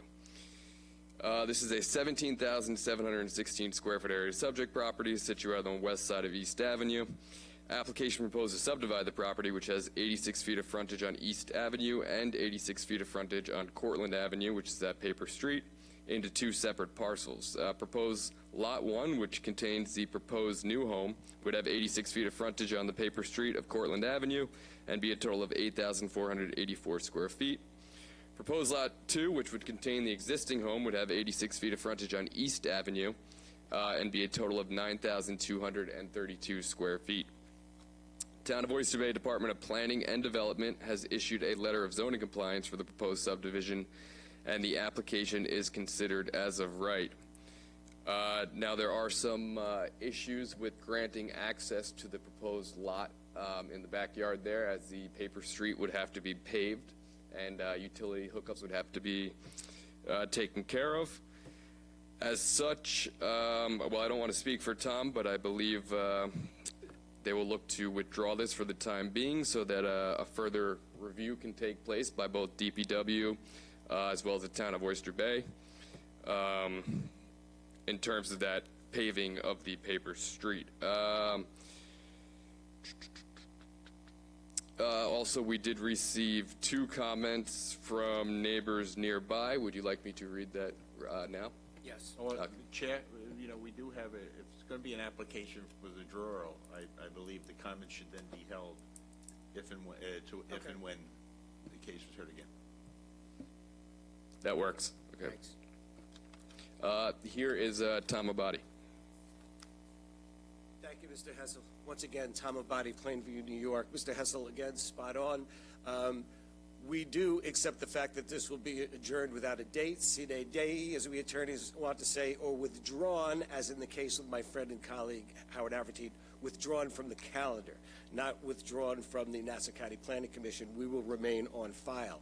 In that respect, I wholly concur, Mr. Chairman and members of the Commission, and we will then follow your direction and submit that which we must at your direction in terms of road improvement with the town of Oyster Bay, sewer connection with Nassau County DPW, and if you require, water connection with the Hicksville Water District. It is my understanding, and I hope you will reiterate for me or confirm to me, that this will remain a minor subdivision filing on behalf of my client. Yeah, that's sort of the one question there, but I think if you're prepared and charge ahead on the issue of how to address that road, it probably doesn't necessarily need a full major subdivision review, because that's the linchpin, also the sewer hookup, obviously. That's precisely it, Commissioner Lewis, and as I advised my client, these are things he's going to have to do anyway. So might as well do it now to the satisfaction of the Commission and then proceed. Thank you. Is there anybody in the public that wishes to be heard? Commissioners, any other questions? Not seeing any, I'll take a motion for an adjournment or withdrawal to a date uncertain. Don't jump at once. I make a motion. I make a motion, NCPC file 38-203, that we accept the withdrawal to a further date to be determined. All those in favor? Aye. Any opposed? Motion carries. Thank you.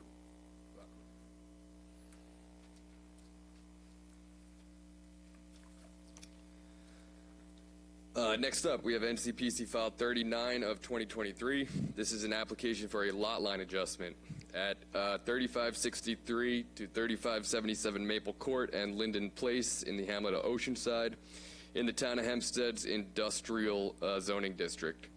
This is a 3.46 acre subject property situated on the north side of Linden Place. Application proposes to convey 7,553 square feet from the eastern portion of Parcel 1, which was previously 116,000 square feet, to the western portion of Parcel 2, which was previously 33,900 square feet, by means of a lot line adjustment. After the proposed lot line adjustment, Parcel 1, which is to the west, would be 2.5088 acres, and proposed Parcel 2 to the east would be 9.9516 acres. The Town of Hempstead Department of Buildings has issued a letter of zoning compliance for the proposed lot line adjustment, and the application is considered as of right. Here today representing the applicants, I believe we have either George Peters or Michael Zapps. Good morning. Name and address for the record again. Good please. morning. Michael Zapson, Sir Tillman, Balin, Adler, and Hyman, 90 Merrick Avenue, East Meadow, New York, 11554. This is an application for lot line adjustment that came about. This had been a demapped street, and when the town demapped it, they conveyed half to us and half to our neighbor. It's of no value to us. It's separated by a fence, by a wall, really. They can use it as part of their operation, and we'd like to convey it to them. Thank you. You're being a good neighbor. Being a good neighbor, maybe we'll even Make get a few dollars. tax benefit out of it. Yeah, why not? Is there already a fence on the line? Is that what you said? Yes, it's one of those big stone walls, actually. So their property is the last property on the street. The railroad's behind them. So really, it only serves them, and there's no reason for us to have it, to be responsible for it, to pay taxes on it or anything else. Your tax benefit is you won't be paying the taxes. Hopefully. Hopefully, right. A little bit better, yes. Once it's filed. Are there any other questions? Not seeing any. Is there anybody in the audience that wishes to be heard on this item? Okay, Commissioners, I'll take a motion. Don't all jump at once. Mr. Chairman, I move that NCPC file number 39, 2023 be approved for lot line adjustment. All those in favor? All right. Aye. Any opposed? Motion carries. Thank you. Thank you.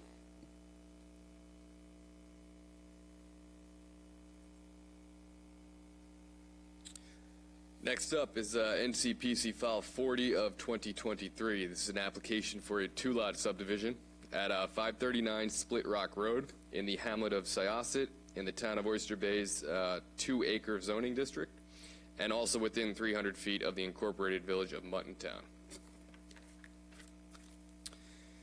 This is a 3.991 acre subject property situated on a private road on the south side of Split Rock Road. The application proposes to subdivide the property, which has 32.14 feet of access frontage on that private road, into two separate parcels.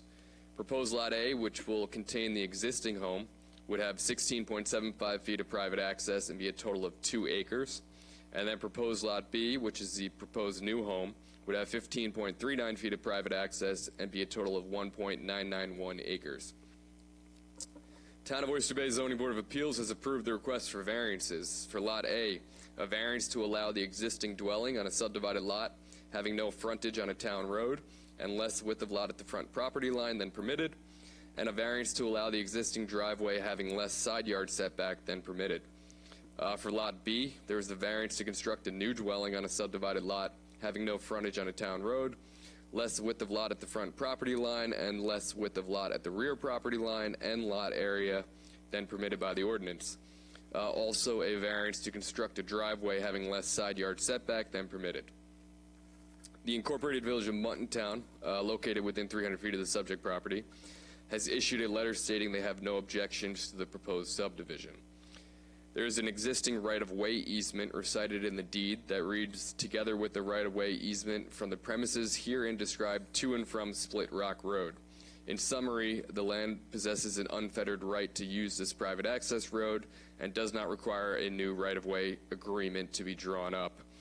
Additionally, the chairman of the Board of Fire Commissioners for the Syosset Fire District has provided staff with a letter stating that the Syosset Fire District agrees with how the proposed plans for the second home have been designed. This agreement acknowledges that both fire department and EMS would be able to access the site in the event of an emergency. Here today representing the applicants, we have Tom Abadi.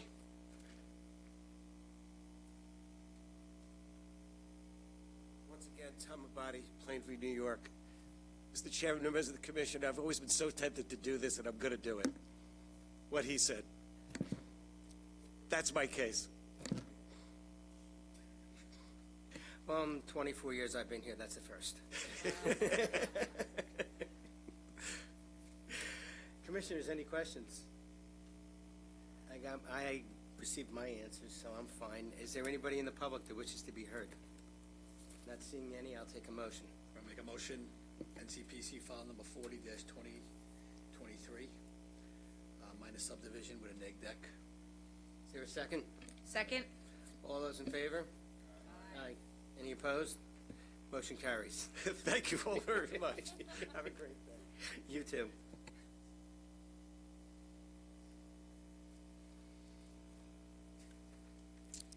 Next up, NCPC File 41 of 2023. This is an application for a lot line adjustment at 2797 Wilson Avenue and 2095 Briggs Street in the hamlet of Belmore in the town of Hempstead's residential B zoning district. This is an 11,790 square foot area subject property situated on the north side of Wilson Avenue and the east side of Briggs Street. Application proposed to convey 2,140 square feet from the eastern portion of Parcel B, which was previously 6,471 square feet, to the northern portion of Parcel A, which was previously 5,319 square feet. Proposed Parcel A, after the reapportionment, would have 45 feet of frontage on Wilson Avenue, a depth of 142 feet, and be a total of 7,459 square feet. Proposed Parcel B would have 60 feet of frontage on Briggs Street, a depth of 72 feet, and be a total of 4,331 square feet. The Town of Hempstead Board of Appeals approved the request for variances back in 2001 on Lot B. They received variances for subdivision of lot area occupied, rear yard, and to maintain the dwelling with a second-story wood deck and stairs and garage on a lesser lot. Just recently, we received a letter of zoning compliance from the Town of Hempstead for Lot A. This is one of those cases where, unfortunately, it never came to the Planning Commission way back then, 20 years ago, and they are looking to clean up the deeds and everything. So here today, I believe representing the applicant, we have Richard Bavone of RMB.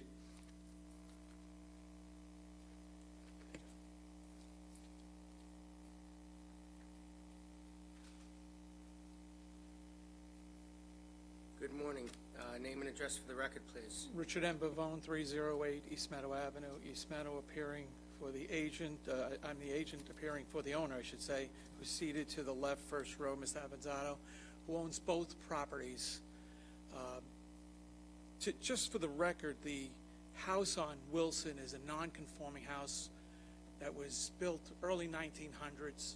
The house on Briggs Street was constructed in 1960. Both houses had certificates of, actually say, the one on Briggs Street had a certificate of completion. What happened, Mr. Avanzato purchased the property on Wilson in 1980s, and in 2000 he purchased then the Briggs Street. So that created the L-shaped property, but the actual property line in the rear of the Wilson Avenue one was on an odd shape. He wanted to construct an addition to the back of that house. So what happened, he went to the building department, and they had to go to the Board of Appeals, which he secured variances for, and it showed the actual lot as they were approved being straightened out and the lot adjustment, but it never came here. So the one good thing is that the taxes that are being paid for by this owner, he owns both properties, they're paying taxes, full taxes on both properties. Now what he's looking to do is eventually sell the Briggs Street property and therefore adjust the lot line here at the county, even though the lots show that it would be 826 and 827, but the actual tax value would be different, even though he's paying the full amount of the taxes for both properties. At this point, once this lot line is adjusted here at the county level at the commission, then going to the assessor's office should then adjust the taxes for the sale of the property, and which was approved by the Board of Appeals back in 2001. So this is basically just missed at from the town to send it to the commission. So you're saying that the application for where the new line would be approved is essentially consistent with what the people have been living under the impression was the line? No, the lot line that was approved by the Board of Appeals at the town of Hempstead is the correct way. It's straight. Diagonal line in the backyard. No, not on, but as it's noted on the radius map that you have, shows it on a diagonal line. That's what the tax maps show. That's what the taxes are being paid for. And again, he's paying for both, so it's full taxes.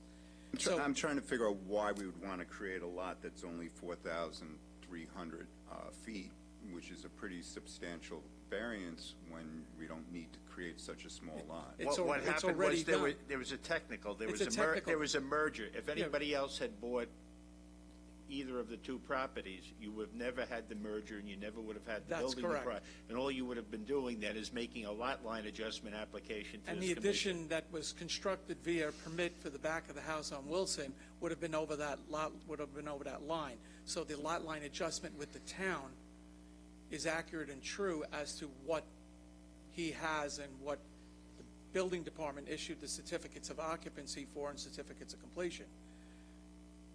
So this was legally done by the town via variance.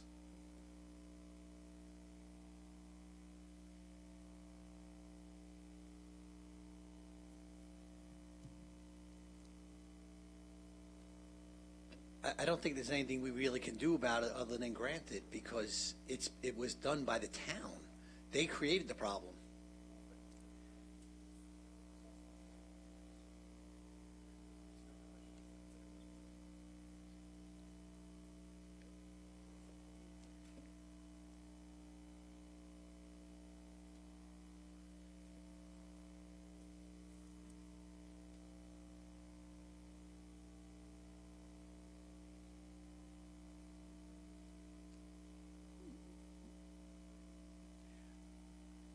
All of your zoning was granted based on that fence being exactly where you show it on this.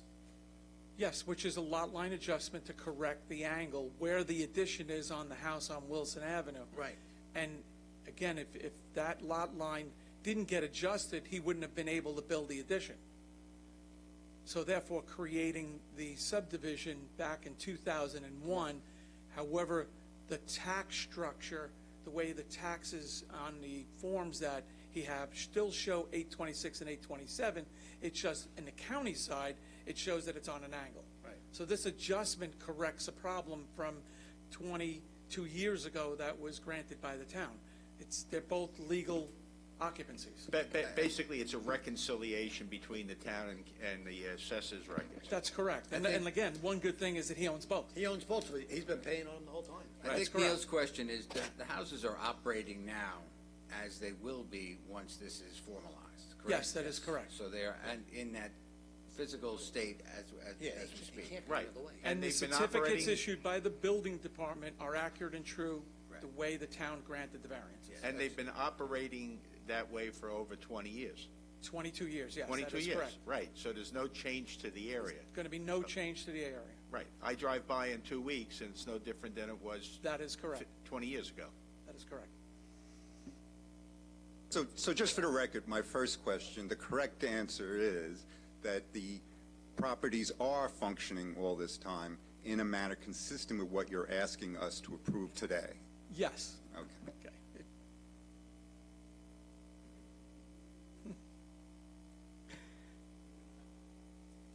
I get all that, but I mean, if the properties were simply merged, then we could put the line anywhere, and the applicant could ask for the line to be anywhere to split them, and I wouldn't be inclined to support making one property substantially smaller than the current code. There's no reason for it. Split it more evenly. But the argument is there's a fence there. The properties have operated this way for 20 years. I get it.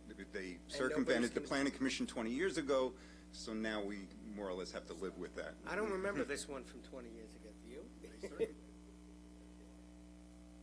Didn't come there.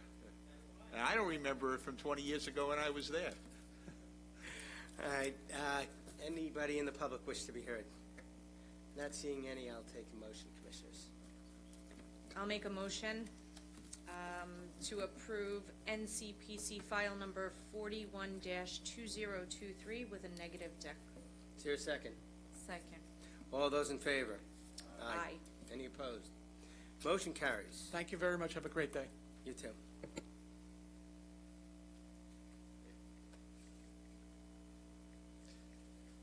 All right, next up we have NCPC file 42 of 2023. This is an application for a lot line adjustment at 20 Longfellow Avenue and 565 Old Country Road. Westbury mailing address, but located within the hamlet of Newcastle in the town of North Hempstead's Business A and Residential C zoning district. This is a 34,050 square foot area subject property situated on the north side of Old Country Road and the east side of Longfellow Avenue. The application proposes to convey 7,500 square feet from the southern portion of Parcel A, which is a residence and was previously 15,000 square feet, to the northern portion of Parcel B, which is the business and was previously 19,050 square feet, by means of a lot line adjustment. Proposed Parcel A would have 50 feet of frontage on Longfellow Avenue and a depth of 150 feet, and be a total of 7,500 square feet after the reapportionment. And proposed Parcel B would have 150 feet of frontage on Old Country Road, a depth of about 178 feet, and be a total of 26,550 square feet. Town of North Hempstead Department of Building, Safety, Inspection, and Enforcement has issued a letter of zoning compliance for the proposed lot line adjustment, and the application is considered as of right. This subject property was previously before the Town of North Hempstead Zoning Board of Appeals for a change of zone regarding the southern portion of the residential lot at 20 Longfellow Avenue. That request for a change of zone from Residential C to Business A was subsequently granted by the Town of North Hempstead, which is why the applicant has submitted the lot line adjustment application before the Commission today. That area that was converted to business would be used as parking spaces for the proposed new business, which will be an auto zone and which the Planning Commission will be able to review as a site plan review on our zoning agenda in the coming weeks, as that will be submitted also to the Town of North Hempstead. Here today representing the applicant, we have Bruce Miggets. Good morning, Counselor. Name and address for the Good morning. record. Bruce W. Miggets, law firm, Albany's and Albany's, 1050 Franklin Avenue, Garden City, New York. I thought I heard Mr. Hessel said that there would be a conveyance, but there is no conveyance here. The property will remain in common ownership, the same ownership, both lots. There's no conveyance. The change of zone was granted by the town board, and this lot line adjustment is simply to coincide the lots with the new zoning that the town has adopted. Now, the AutoZone store is contemplated. Whether or not that will be approved by the town is an issue to be resolved. But either way, this change of zone brings the property more in conformity with the comprehensive plan of the area. So you don't have part of the property zone business and part zone residence. Thank you. And you're saying it will go right down the same line. It'll all be consistent between commercial on one side and residential on other? No, it's not. It's not consistent. All these lots are irregular shape. Like next to us is the fire department. Usually, it's 100 feet back for the business zone, but I can't say for sure it's that way all the way down Old Country Road. But that is usually what it is. But here, the existing lot on Old Country Road, lot 220, 100 feet was business and the rear was residence, but yet the whole lot was used as business. So by changing it to all business, it conformed with what is there now, and by increasing the depth of that business zone, it permits additional parking for whatever retail store may come next, AutoZone or somebody else. And And it looks like your only neighbor to the one side is the Westbury Fire District, so that, That's correct.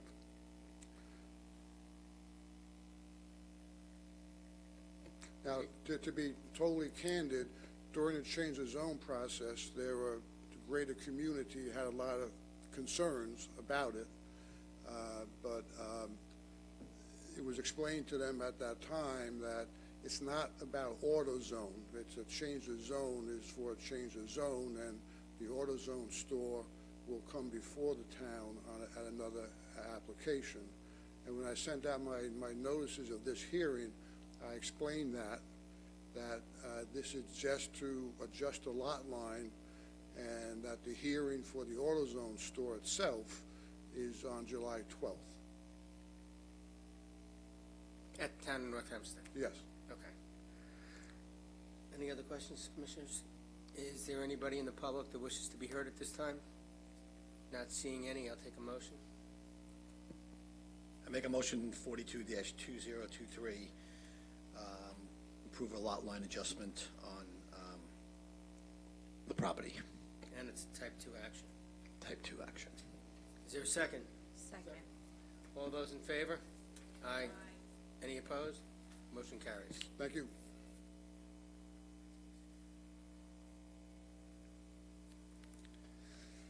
Last on the minor subdivision section, we have NCPC File 43 of 2023.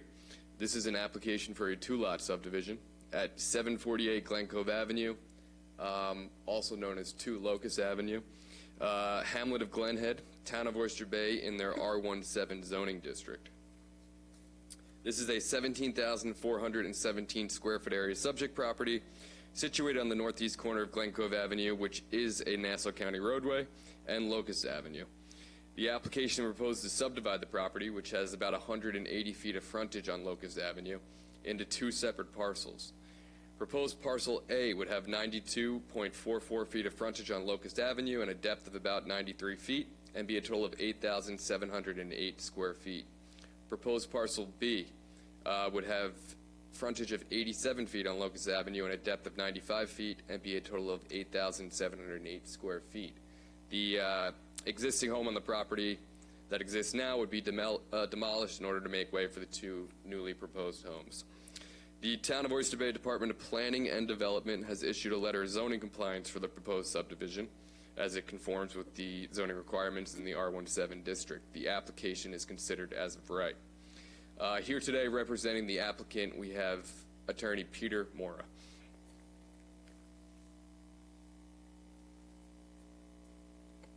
Good afternoon, Counselor. Name and address for the record, please. Yes, Mr. Chairman. Peter Mora, 300 Garden City Plaza, Garden City, New York, for the applicant.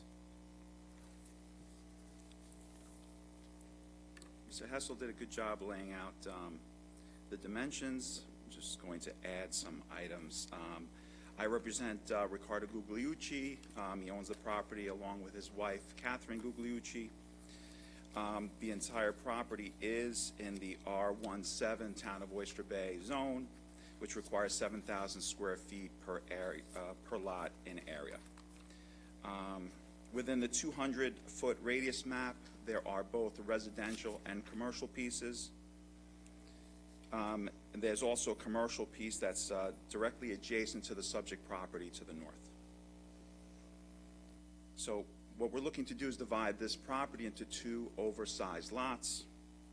Parcel A will be 8,708 square feet, over 24% larger than required by the Town of Oyster Bay Code.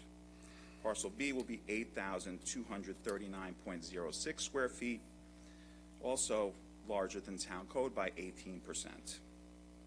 The subject application has been before the Nassau County Department of Public Works and has received 239F approval. As Mr. Hessel said, the Town of Oyster Bay has issued a letter of zoning compliance. There are absolutely no variances on this property whatsoever, and it is an as-of-right application. Both of the proposed driveways will be facing Locust Avenue, which is the much less busy street than Glen Cove Avenue. and they're providing adequate off-street parking. The proposed lots are in keeping with the lots in the 200-foot radius. 14 of the 23 residential lots within the 200-foot radius, or about 61%, are about the same size as the proposed lot or smaller. Those lots range in area from 4,992 square feet to 8,705 square feet. The subject property will be divided by an extension of the dividing line between lots 185 and 186 to the north, just dragging it down straight. The proposed lots and lots 185 and 86 will be a mirror image of each other. The proposed lots will be improved by each be improved by a single-family dwelling, colonial-type home, and will fit in well with the character of the neighborhood. The proposed subdivided lots will be more in line with the character of the neighborhood than the existing lots. Only 4 of the 23 residential lots within the 200-foot radius are as large or larger than the subject property.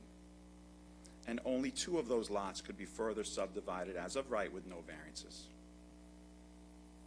If the board has any questions? Commissioners, any questions? We have numerous people that would like to speak. So the first one is Thomas. I'm sorry, I couldn't pronounce your name. Kind of scribbled at the end. And please give your name and address for the record. Thomas Rudiger, 16 Glen Avenue in Seacliff, which for all intents and purposes should be Glen Head. Yeah, I just want to voice an opinion to oppose this. It's a beautiful street with beautiful houses. That house has been there since 1910. I think I'm a sixth. My children are 5th generation in Glen Head, and I expect us to continue to be here. We're finding less and less opportunities to preserve what has been this residential neighborhood. I don't think there's I can count on one hand. I couldn't count on one hand the number of spaces that are available. And when you look at the historical development trend in the last 2 years, 3 years with the Lundy property, the library being built, rumors about additional housing in Seacliff, the conversion of the multiple golf courses in the area. I mean, the only thing that outnumbers the overdevelopment is the way I see it, are the number of hours that we all lose sitting in our cars on Glen Cove Avenue in traffic during the 9 a.m. hour, as well as the 3 to 5 p.m. hour. So that's how I see it, and I just wanted to make sure I voiced my opinion today. I appreciate your time. Thank you very much. I do agree with you with the traffic. I try to go down by the water. Next speaker, Michael Stanko. Come up and put your name and address for the record.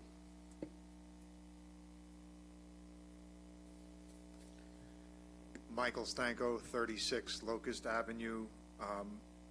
There's some sensitivity with regards to this application because of the basically being on the corner of 2 double yellow lines. The Glen Cove Avenue is obviously a busier road. Locust Avenue is a direct shot to the Glen Head train station, which is a heavily traveled road. If you were to put another driveway basically almost 20 feet, 25 feet away from Glen Cove Avenue to parcel A as proposed, I think it creates a dangerous situation to occur. You're basically 1 car length and then the driveway, and the way people come in and out of that particular corner right now has some trepidation, and to add another residence to the corner would increase safety concerns of mine and my family and fellow residents, I believe, knowing what the street is.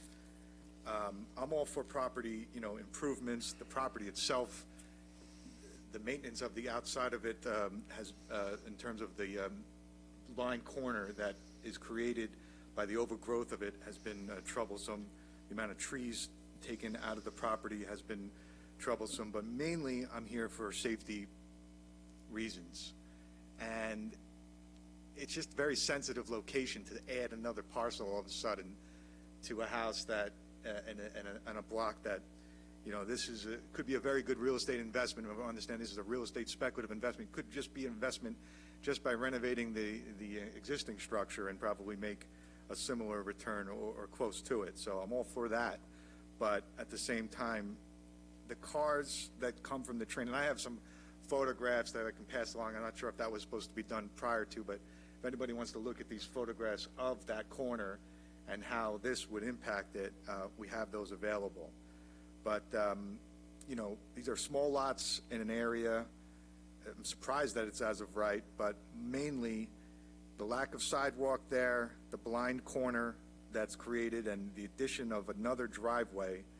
The existing parcel B's driveway, that's an existing curb cut. That's the only existing curb cut on the property right now. It's a small little driveway, goes back to the hay barn that's behind the single-family home. You know, it's beautiful. It's got very much a nice aesthetic to it.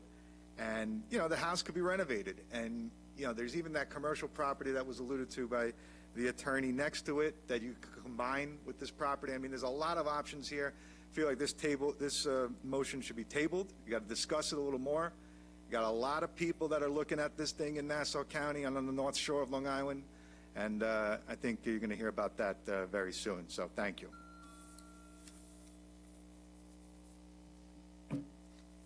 Thank you very much, sir. Denise Nicoletti, come up and give your name and address for the record, please. Hi, Denise Nicoletti, 15 Chestnut Avenue, Glen Head. I just want to reiterate what Michael said.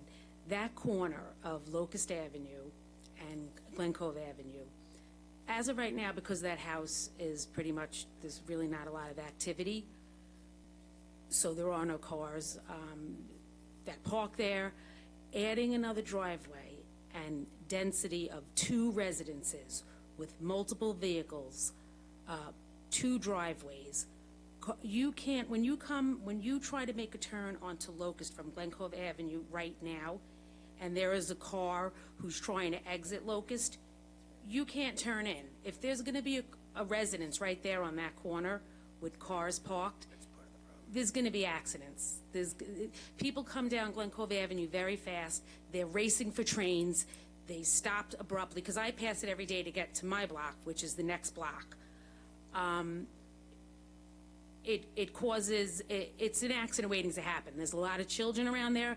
There are no sidewalks. I just recently, which I'm living there 10 years, and coming down Glen Cove Avenue, and I've never seen this before, I saw 2 dead animals right at that location, Locust Avenue and the block before. I've never seen dead animals. So to me, that means cars are coming down. Animals aren't even safe. I just believe that if you do add another residence there, that it's going to be to the detriment of the people that live there. And the developer who's putting these 2 houses there is probably not going to live there. So it's not going to affect their quality of life. They're just doing it for financial gains at the expense of the residents who live there. And I don't even have young children, but I know on Locust Avenue there's a lot of young children. I really believe that it would be really irresponsible to allow a subdivision to go through just for the financial gains of a particular developer. And it's going to set a precedent. How many more houses are we going to knock down? We live there. That's our community. We chose to live there because of the quaint nature of the neighborhood, and to not have any rights to say, the whole areas can be changed. It's really disheartening. And I just hope that you really take all of that into consideration, as, I'm sure people wouldn't want it done to their own neighborhood. But the main issue to me is safety on that corner. People they stop abruptly to go down Locust, to go to the railroad. You can go to the supermarket down that way. It's a main thoroughfare. I try to avoid it at all costs to exit from there, because you can't fit 2 cars. You can't, if there's a car waiting to come out and you want to turn in, you cannot fit 2 cars. So I appreciate your time, and I hope you consider it all Thank you. avenues. Thank you. Thank you very much. Eric Ham?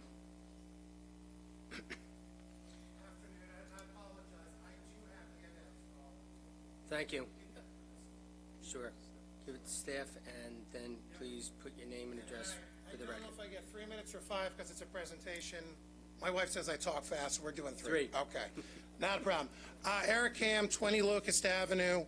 So good afternoon. I appreciate the Planning Committee giving both myself and other members of the neighborhood community some time to voice our opposition to the subdivision and subsequent demolition, 748 Glen Cove Avenue. This is a 1916 colonial farmhouse. It's built over 100 years ago, served 3 generations of a Glenhead family, who up until the recent sale to a local developer resided in the house. Listing agent that sold described it eloquently as a noble 4-bedroom, large portions, original pocket doors, fireplace, built-in china cabinets, walk-up attic, and a 3-car garage that in the past was used as a horse barn. The house sits on the corner of Glen Cove Avenue, majority of the frontage along Locust Avenue, which is one of 6 streets considered the arbor: Walnut, Maple, Cherry, Oak, Lawn, and Chestnut, which 78 is bordered between. Neighborhoods start off as a rhododendron and lavender farm. Houses were built in 1888. If you look at the first handout, I was trying to illustrate because I know we can't take a field trip here. That is Locust Avenue, and those are the houses that are there and the character of the neighborhood. My family's on Locust Avenue at the end of Oak Lawn, was first built. Then the house behind me by his sister was built. Then across the street for Tommy DeMisa in 1907. And this family in 1916, which is set to be demolished if this is approved today.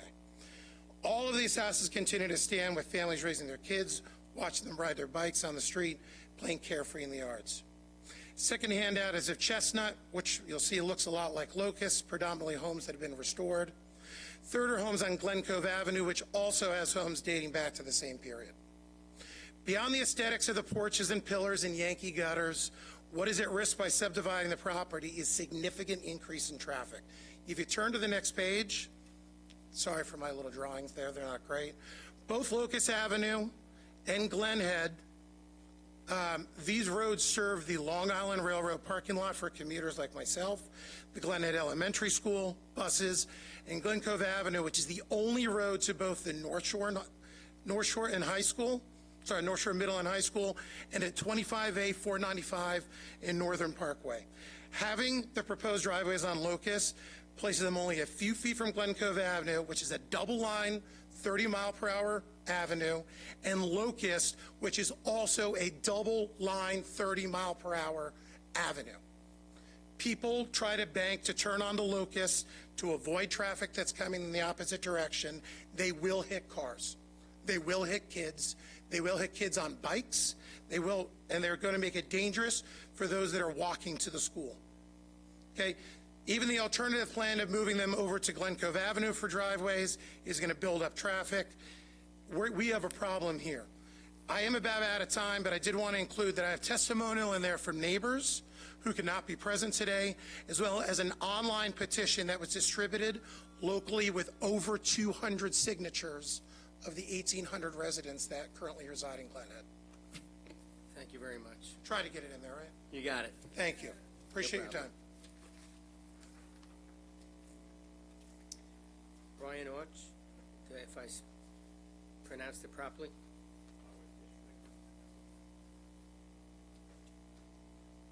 Name and address for the record, please.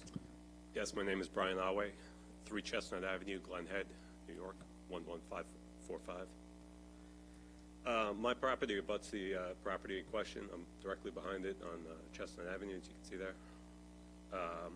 I oppose the subdivision of this lot. I'm a New York State licensed professional engineer and currently run a $400 million project for the County of Nassau and New York State. Our project went to great lengths and expense to avoid permanent changes to the neighborhoods and communities where we do our work. And this proposed subdivision, while smaller in scope, is completely opposite of the goals that were set forth in, by Nassau County on the project I work on. The changes to the lot changed the fabric of the existing neighborhood, making this 2 smaller lots. I know the owner's agent claims that this is an oversized lot, but when you look at the coverage, you're basically at 100% of the permissible coverage. Furthermore, this sets precedents for subdivisions of other lots in the area, leading to densification of the neighborhood at the hands of investors who do not live in the neighborhood. The coverage, as I mentioned before, is almost 100%. It's inconsistent with the overall neighborhood.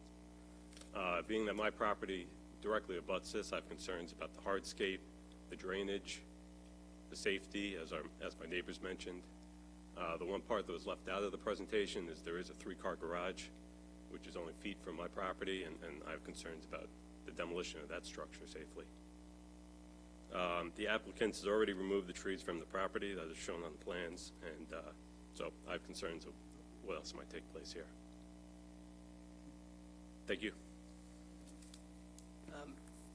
Mr. Ohm? Yep. You do realize that the lots are the same size as your present lot? Yes, and I have a modest 1,800 square foot house. These are 4,000 square foot structures that are proposed. You have to understand something too. We are here for a subdivision. Sure. And we get notice from the town of Oyster Bay that these are zoning compliant. Mm-hmm. It complies with all the rules and regulations. They issue the building permits. They oversee it. We are just doing a subdivision of 2 lots. And we get to a point, and we've had this numerous times, believe me, I understand how you feel, because our hands, to a certain degree, are tied. And with something like this that comes into us, it's zoning compliant, it's about zoning compliance in here. Whoa, excuse me. You'll get your chance to talk, okay? You've already come up. We've heard everything you have to say. I understand what you're saying. Okay, I've sat here for 24 years, and I can't tell you how many times I've heard your concerns. And I can't tell you how many times we've turned around and we've issued certain decisions, and they've been overturned because of it being zoning compliant. And the problem is that the residents should go to the town and talk with the town about their zoning regulations. And I have advocated for this for 24 years. We're really, we're tied with certain issues. So it's not like we don't care. We do care. We want good development, and we want it to be responsible and not oversized homes. We want the homes to be in compliance with whatever the zoning regulations are.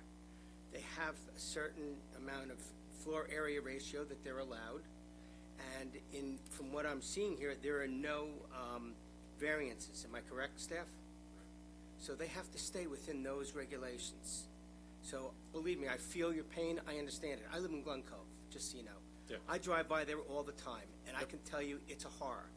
I go down by Tappan, the waterway to go around to get up to Northern Boulevard because the traffic is horrendous instead of going down Glen Cove Avenue and going that way. So I do understand your pain, and I really feel for you. And I think what residents really need to start doing is going to the town and having them upzone the areas and change the regulations so that we don't go through this. That's the only comment I want to make to you, because I really do understand it. We do have one more speaker. Sure. So I'm going to let that speaker come up, and that is Andrea Lopresti. And I know you live at the home next door because I saw it on the map.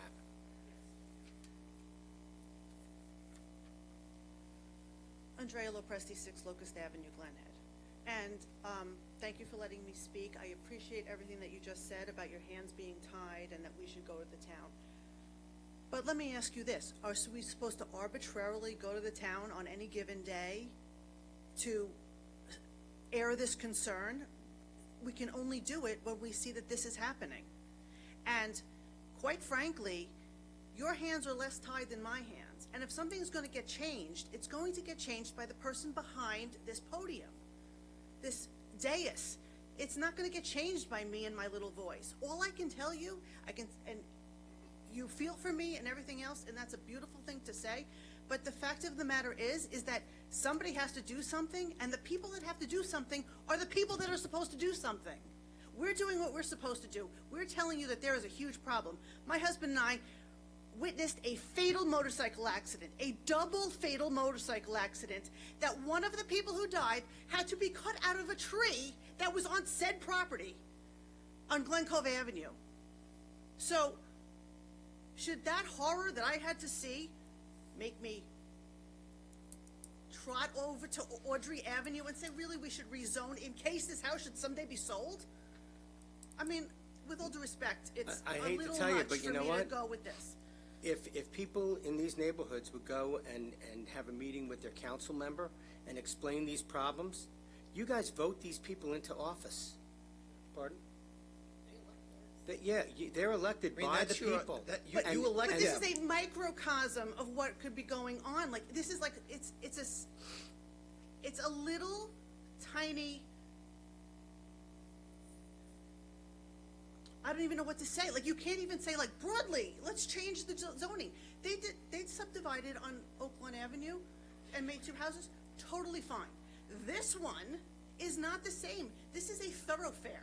This is the only street, other than Glen Head Road, that goes through the railroad tracks. The only one.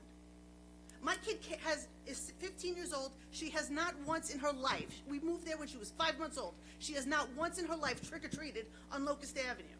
Because there's no sidewalk on either side, and there's no sidewalk on Glen Cove Avenue. And when she was in middle school, I had to stand there on the corner so she could cross the street and have some independence to walk herself to school. Now, I'm telling you this, but you are a person in a place to make a change. I can make a change too. I can make a phone call. I can go have a meeting. But unless a legislature says something, nothing's going to happen. So untie your hands. We can't make a change like you want. This board is not that board. Don't approve it. Just don't approve it. And we will hold ourselves in a position where the county will get sued under an Article 78, which I will tell you we will lose because we have in the past. Okay, so we really have to do what our job is, and I feel for you. That's a great idea. Well, I would suggest you go to your council member. You've already spoken. Let's just finish.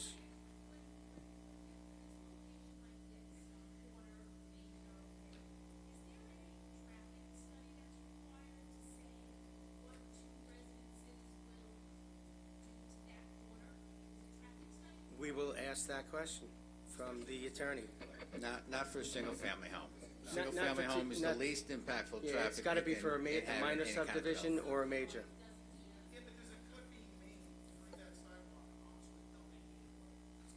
Well, I Yes. also have some suggestions on the cut too, which I will talk to the attorney about when he comes up. The state law under SECRA and then local rules does not regard a single-family home that's consistent with existing zoning as likely to have that kind of negative impact, and therefore those kinds of studies are not required for a single-family home subdivision going from 1 to 2 homes. Yes, even if the presumption is that the zoning is in place and it was adopted through a process that did look at all those issues, and they, it's the zoning that applies to all the homes that you're currently living in. And if you look at the proposal here, the line would go from an existing line behind the house right through it's the exact same zoning of the homes behind it. That's why the chairman's saying it would be a case where if we were to deny it, they would have a strong argument that it was. Okay, we have to have a meeting. We can't have, with the stenographer, we can't go back and forth to the All right, audience. so Let the we have speaker one more speak. speaker to speak, and that will be it, and then we will talk to the attorney. Name and address for the record. My name is Thomas Anthony DeMesa Jr., 19 Locust Avenue, Glen Head, New York. I've lived in that house for, 12 years now. I didn't intend on speaking today, although I'm never usually at a loss for words, but I thought my neighbors would really handle, and they did a hell of a job doing that, or a heck of a job, I guess I should say. However, I can't sit there and just allow the commission to just say our hands are tied. I tried to be quiet. I said it, but I'm not going to be quiet. Here's the deal. You're our only chance to put a halt to what's about to happen, okay? My neighbor tells you about an accident. I am consistently watching cars zip through my block. I have 4 young children, and my neighbor across the street has 3 young children. Someone is going to be injured by what goes on that block. You're not a cop. You're not going to give out tickets. I understand that. I'll address that in a different way. But if we continue with what's going on here, and the good attorney and his client get to move forward with this project, well, then our hands are tied. Then we're in reaction mode, okay? What we're asking for today, sir, Mr. Shapiro, what we're asking for today is to push pause, put a halt on what's going on, do a little more research, and then continue the conversation. I hear you, your hands are tied, the whole thing, and you have to go, the block is big enough, this lot is big enough. That's great. We're not denying that. You had an engineer come up here. We're not denying that it fits. What we're denying, it is not safe. I could use 12 minutes, but I'm going to stop right there. Our ask today is to push the pause button and stop this process now, and then we can discuss it further. Because if I understand it correctly, once you say it's okay to move forward, well, then it's game over. Is that accurate, sir? Pretty much. Okay, so stop that now, please, and we'll go from there. Thanks a lot. You're welcome. Mr. Moore.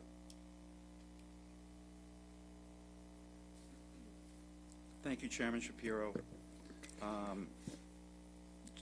So Glen Cove Avenue is a county road, and this applicant spent a year doing 239F review at the Department of Public Works with regard to the curb cuts, with regard to where the driveways were, with regard to all the improvements that have to do with the streets on the property, and it was approved. I understand the concerns of the neighbors. I think there is 29 foot, about a 29-foot setback there, in addition to what is already there for the street. So it is, and it's going to be much cleaner than it is now. As far as the corner, the town won't allow any fencing or any high shrubs in that corner. That would always be an issue as far as sight lines. The issue is one of property rights as well, Mr. Chairman. When someone purchases a property, they obviously purchase it with what they can do in mind. And if they see that something completely complies with the zoning requirements and they have a plan in mind as to what they do and the property is not landmarked and et cetera, they purchase the property with that in mind. And they pay a certain amount of money because of that. So this was purchased with the idea that it would be subdivided. As far as the neighbors, I understand. My wife saw the online petition and told me about it last night, so I read up on it myself. Just a couple of inaccuracies I just want to clear up. I'm not looking to nitpick.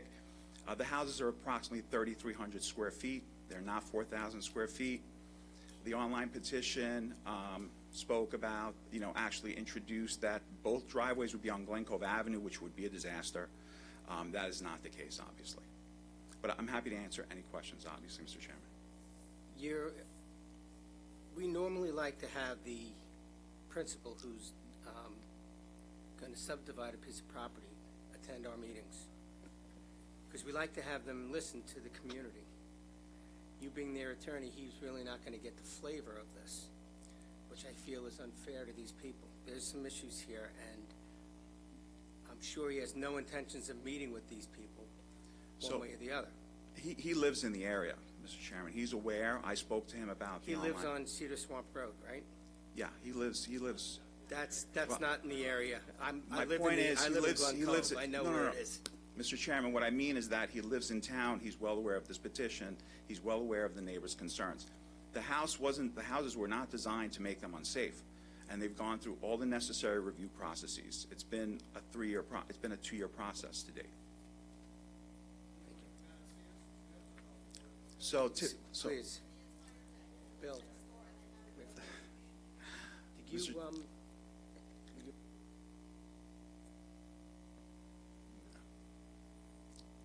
we have, hundreds and hundreds of applications at all times. So. The approval's in the file, but I can hand it. I apologize. But I can hand it the up new to you. curb cut is going to be on Locust, is it not? Correct, but it was required to go for 239F approval because it is on Because the it's county road. currently. Correct. Okay. But The current curb cut is on Locust, and the new curb cuts will both be on Locust. Correct. Glen Cove Avenue is, because the property abuts the county road, they were required to go for 239F review.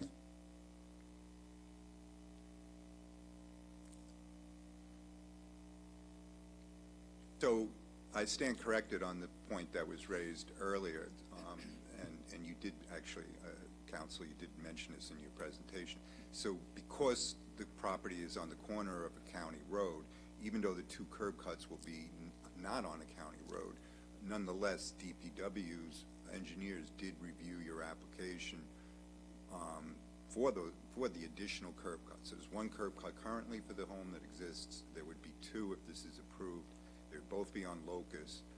So the question was raised whether or not any of this has been looked at from a safety point of view. And the answer to that question is yes, because it is on a county road, not because it's a subdivision for two homes, but because it's any action where a property that's on the county road is seeking to get a additional curb cut.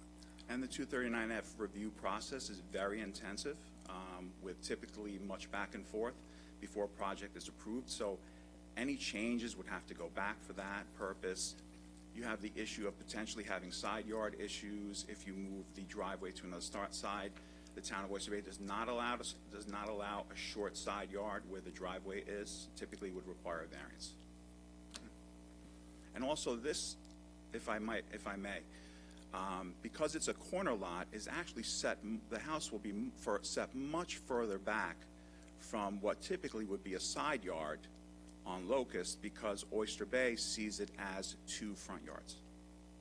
So the house is already set as far into Locust as they can be set.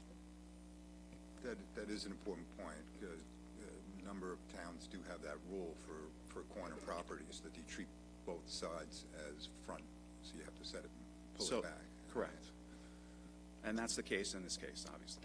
Do the residents realize the process? We're shooting numbers off to them with relation to what the county has done. Do the residents realize that normally in this type of subdivision, it's not required in any way, shape, or form? And because it touched the county road, it triggered that part of the investigation. So the safety part of this was looked in further than any other subdivision that we really ever handle on this board.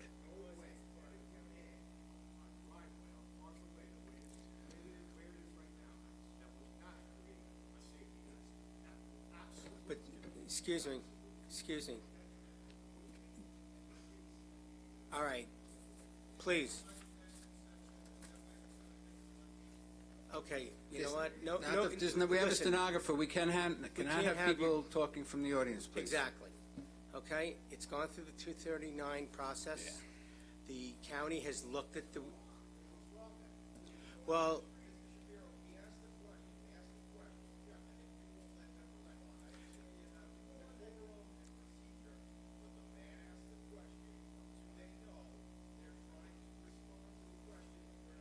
then come up to the podium and not 3 minutes, just ask your question.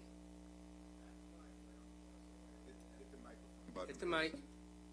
That driveway on parcel A is absolutely wrong.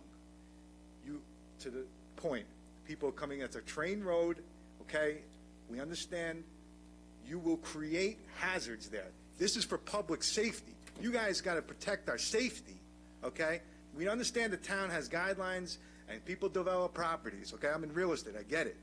The problem here is safety and the corner there. It's not right. You can't put a driveway there.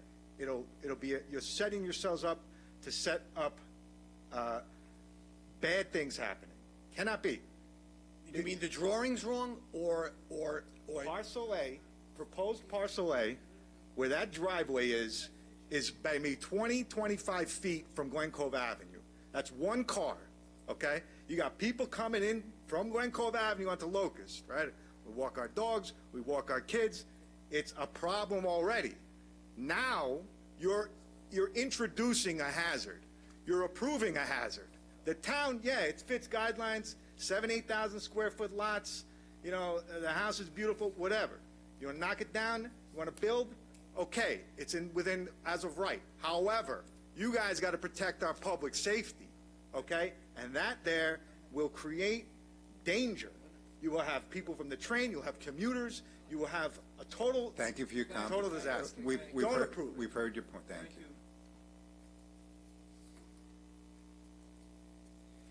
Mr. Moore, how many feet from the edge of the road is that driveway? How far back? And did anybody look at putting it at the far end of the property?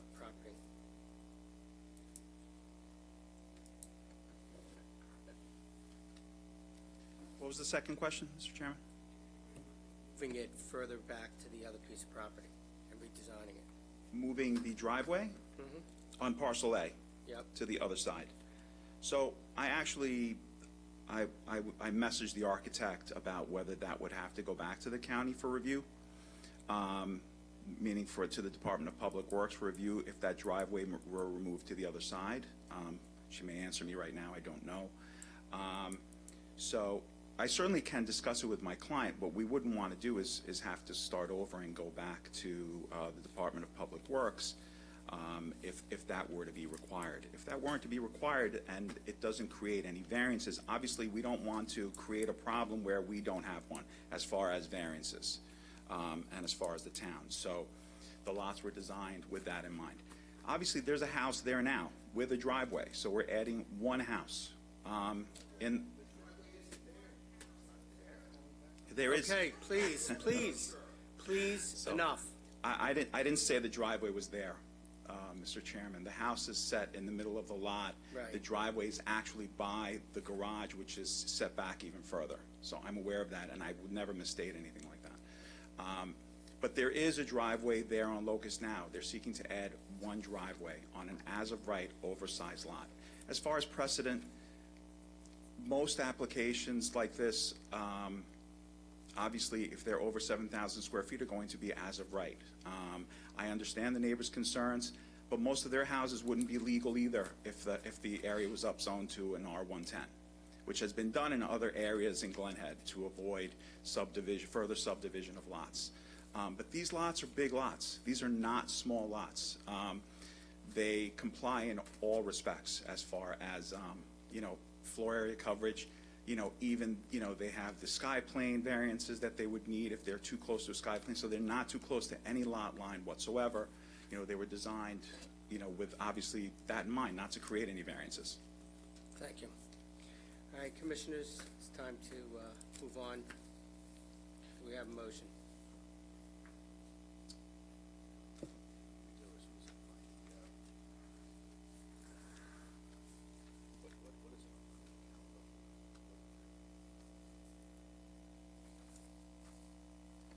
Come on, commissioners. I'm just looking for the actual, Mr. Chairman, if I may, just one more thing before Yes. you close. So, I reviewed all the lot requirements under the code section that empowers the board with its authority. And this lot complies with every single one of those code requirements. So it wasn't designed willy-nilly. This is not trying to shoehorn a lot in somewhere. This complies in all respects with the lot requirements under this board's, the commission's authority. Thank you. I make a motion on the NCPC minus subdivision file 43-2023, approval of the board with a neg deck. Is there a second? I'll second. All those in favor? Nay. Call a roll.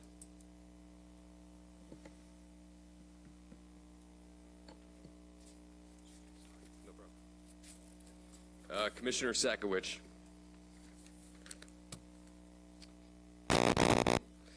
Commissioner Kalati. Yes. Commissioner Gold, excused. Commissioner Foreman. Excuse. Commissioner Ellerby. Commissioner Durso. Third Vice Chairman Lewis. Yes.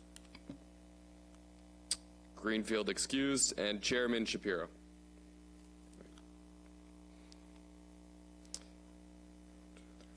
Motion passes 5-1. Okay, let's move on to the next item. Extension of time to file deeds. Just created a big accident to happen. And let me tell you something. Bad. I know you're doing your job, Counselor. You're out of order. You've said it all. You said it all. You People, said enough. please leave. You said enough. Out of order. You said Thank enough. you.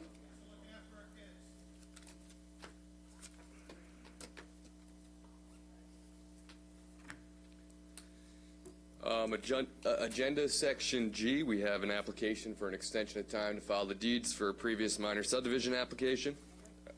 This was NCPC File 50 of 2021, an application for a two-lot subdivision at 189 Jackson Avenue, Hamlet of Syosset, Town of Oyster Bay. This would be their second extension of time. The application was originally heard at the October 7th, 2021 Planning Commission hearing and was thereafter approved. It's before us today for the second extension of time. Resolution was initially signed on December 6th of 2021, set to expire after 12 months on December 6, 2022. The first extension of time was approved at our December 15th, 2022 hearing and extended the time to file the deeds until June 6th of this year. Applicant just submitted the application on June 1st of this year for the second extension of time. If approved, the new date to file the deeds will be extended an additional 6 months until December 6th of 2023. Here today representing the applicant was Michael Romano. He told me yesterday he had a golf outing at 12 o'clock and he was wondering when he would get out of here in time. I told him it was okay to leave and to make his golf outing. He informed me that the contract was just executed yesterday, so they're ready to go, and they will file the deeds as soon as possible. Again, that extension would be until December 6th of 2023. Okay, Commissioners, do we have a motion? Make a motion. I'll make a motion. NCPC file number 50-2021 for a second extension of time till December of 2023 with a negative declaration. Is there a second? Second. All those in favor? Aye. Any opposed? Motion carries.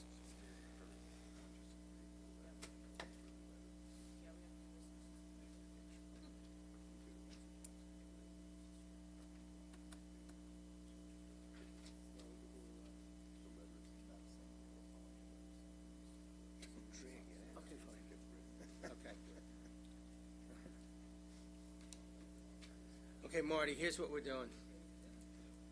We're making this real quick, okay? We are going to LD items 1, 2, 3, 4, 5, 6, 8, 9, 10, 12, 13, and 14. Do I have an LD for those? Yes, I'm making a motion for LD on our consent calendar, each of the items you just read off. Is there a second? I'll second. All in favor? Aye. Motion carries. Now we're going to take item number 11, and Commissioner Lewis would like to make a motion on that. Yes, Mr. Chairman, I'd like to make a motion for an LD with a letter. Usually when we do the letter, it's expressing concerns over a project while still saying it's up to you. Here, however, we have done a few times when one of our villages, or in this case, one of our cities, it could also be a town, when they really engage in a thorough planning process and produce a quality document that has a vision for the future. As planning, we spend a lot of time working on individual projects, but every once in a while we take a deep breath and we actually see some real long-term planning going on here. So my motion would be that we do an LD with a letter in support of the City of Long Beach 2023 comprehensive plan that is currently at the draft stage, and that would be the proposal. Is there a second? All those in favor? Aye. Any opposed? Motion carries. Okay, let's go to number 7. Marty, the quick version, because everybody is in need of exiting. NCPC case number 530123, the Village of Roslyn. This is a proposed conversion of a portion of a building to a pharmacy, which would be approximately a little over 1,800 square feet. Presently, the entire building is used for unspecified office space and maybe some fabrication also. A village resolution from 1992 stated that the entire building shall be restricted to one tenancy and to office use of said tenant, and no retail use shall be made of these business premises. The proposed conversion of space to a pharmacy use would be retail in nature.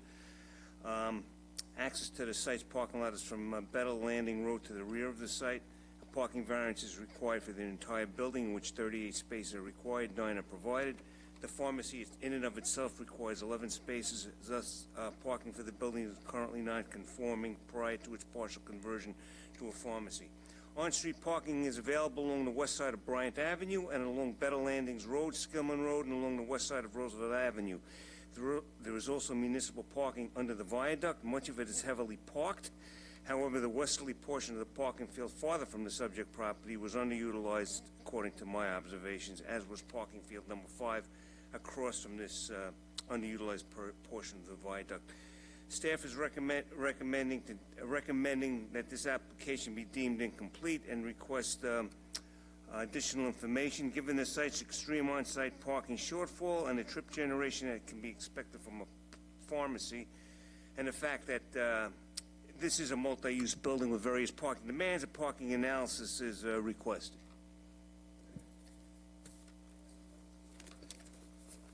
Complete on this and asking for a parking analysis. Is there a second? I'll second. All those in favor? Aye. Aye. Motion carries. Okay. What? Last motion of the day. Do it. Motion to adjourn.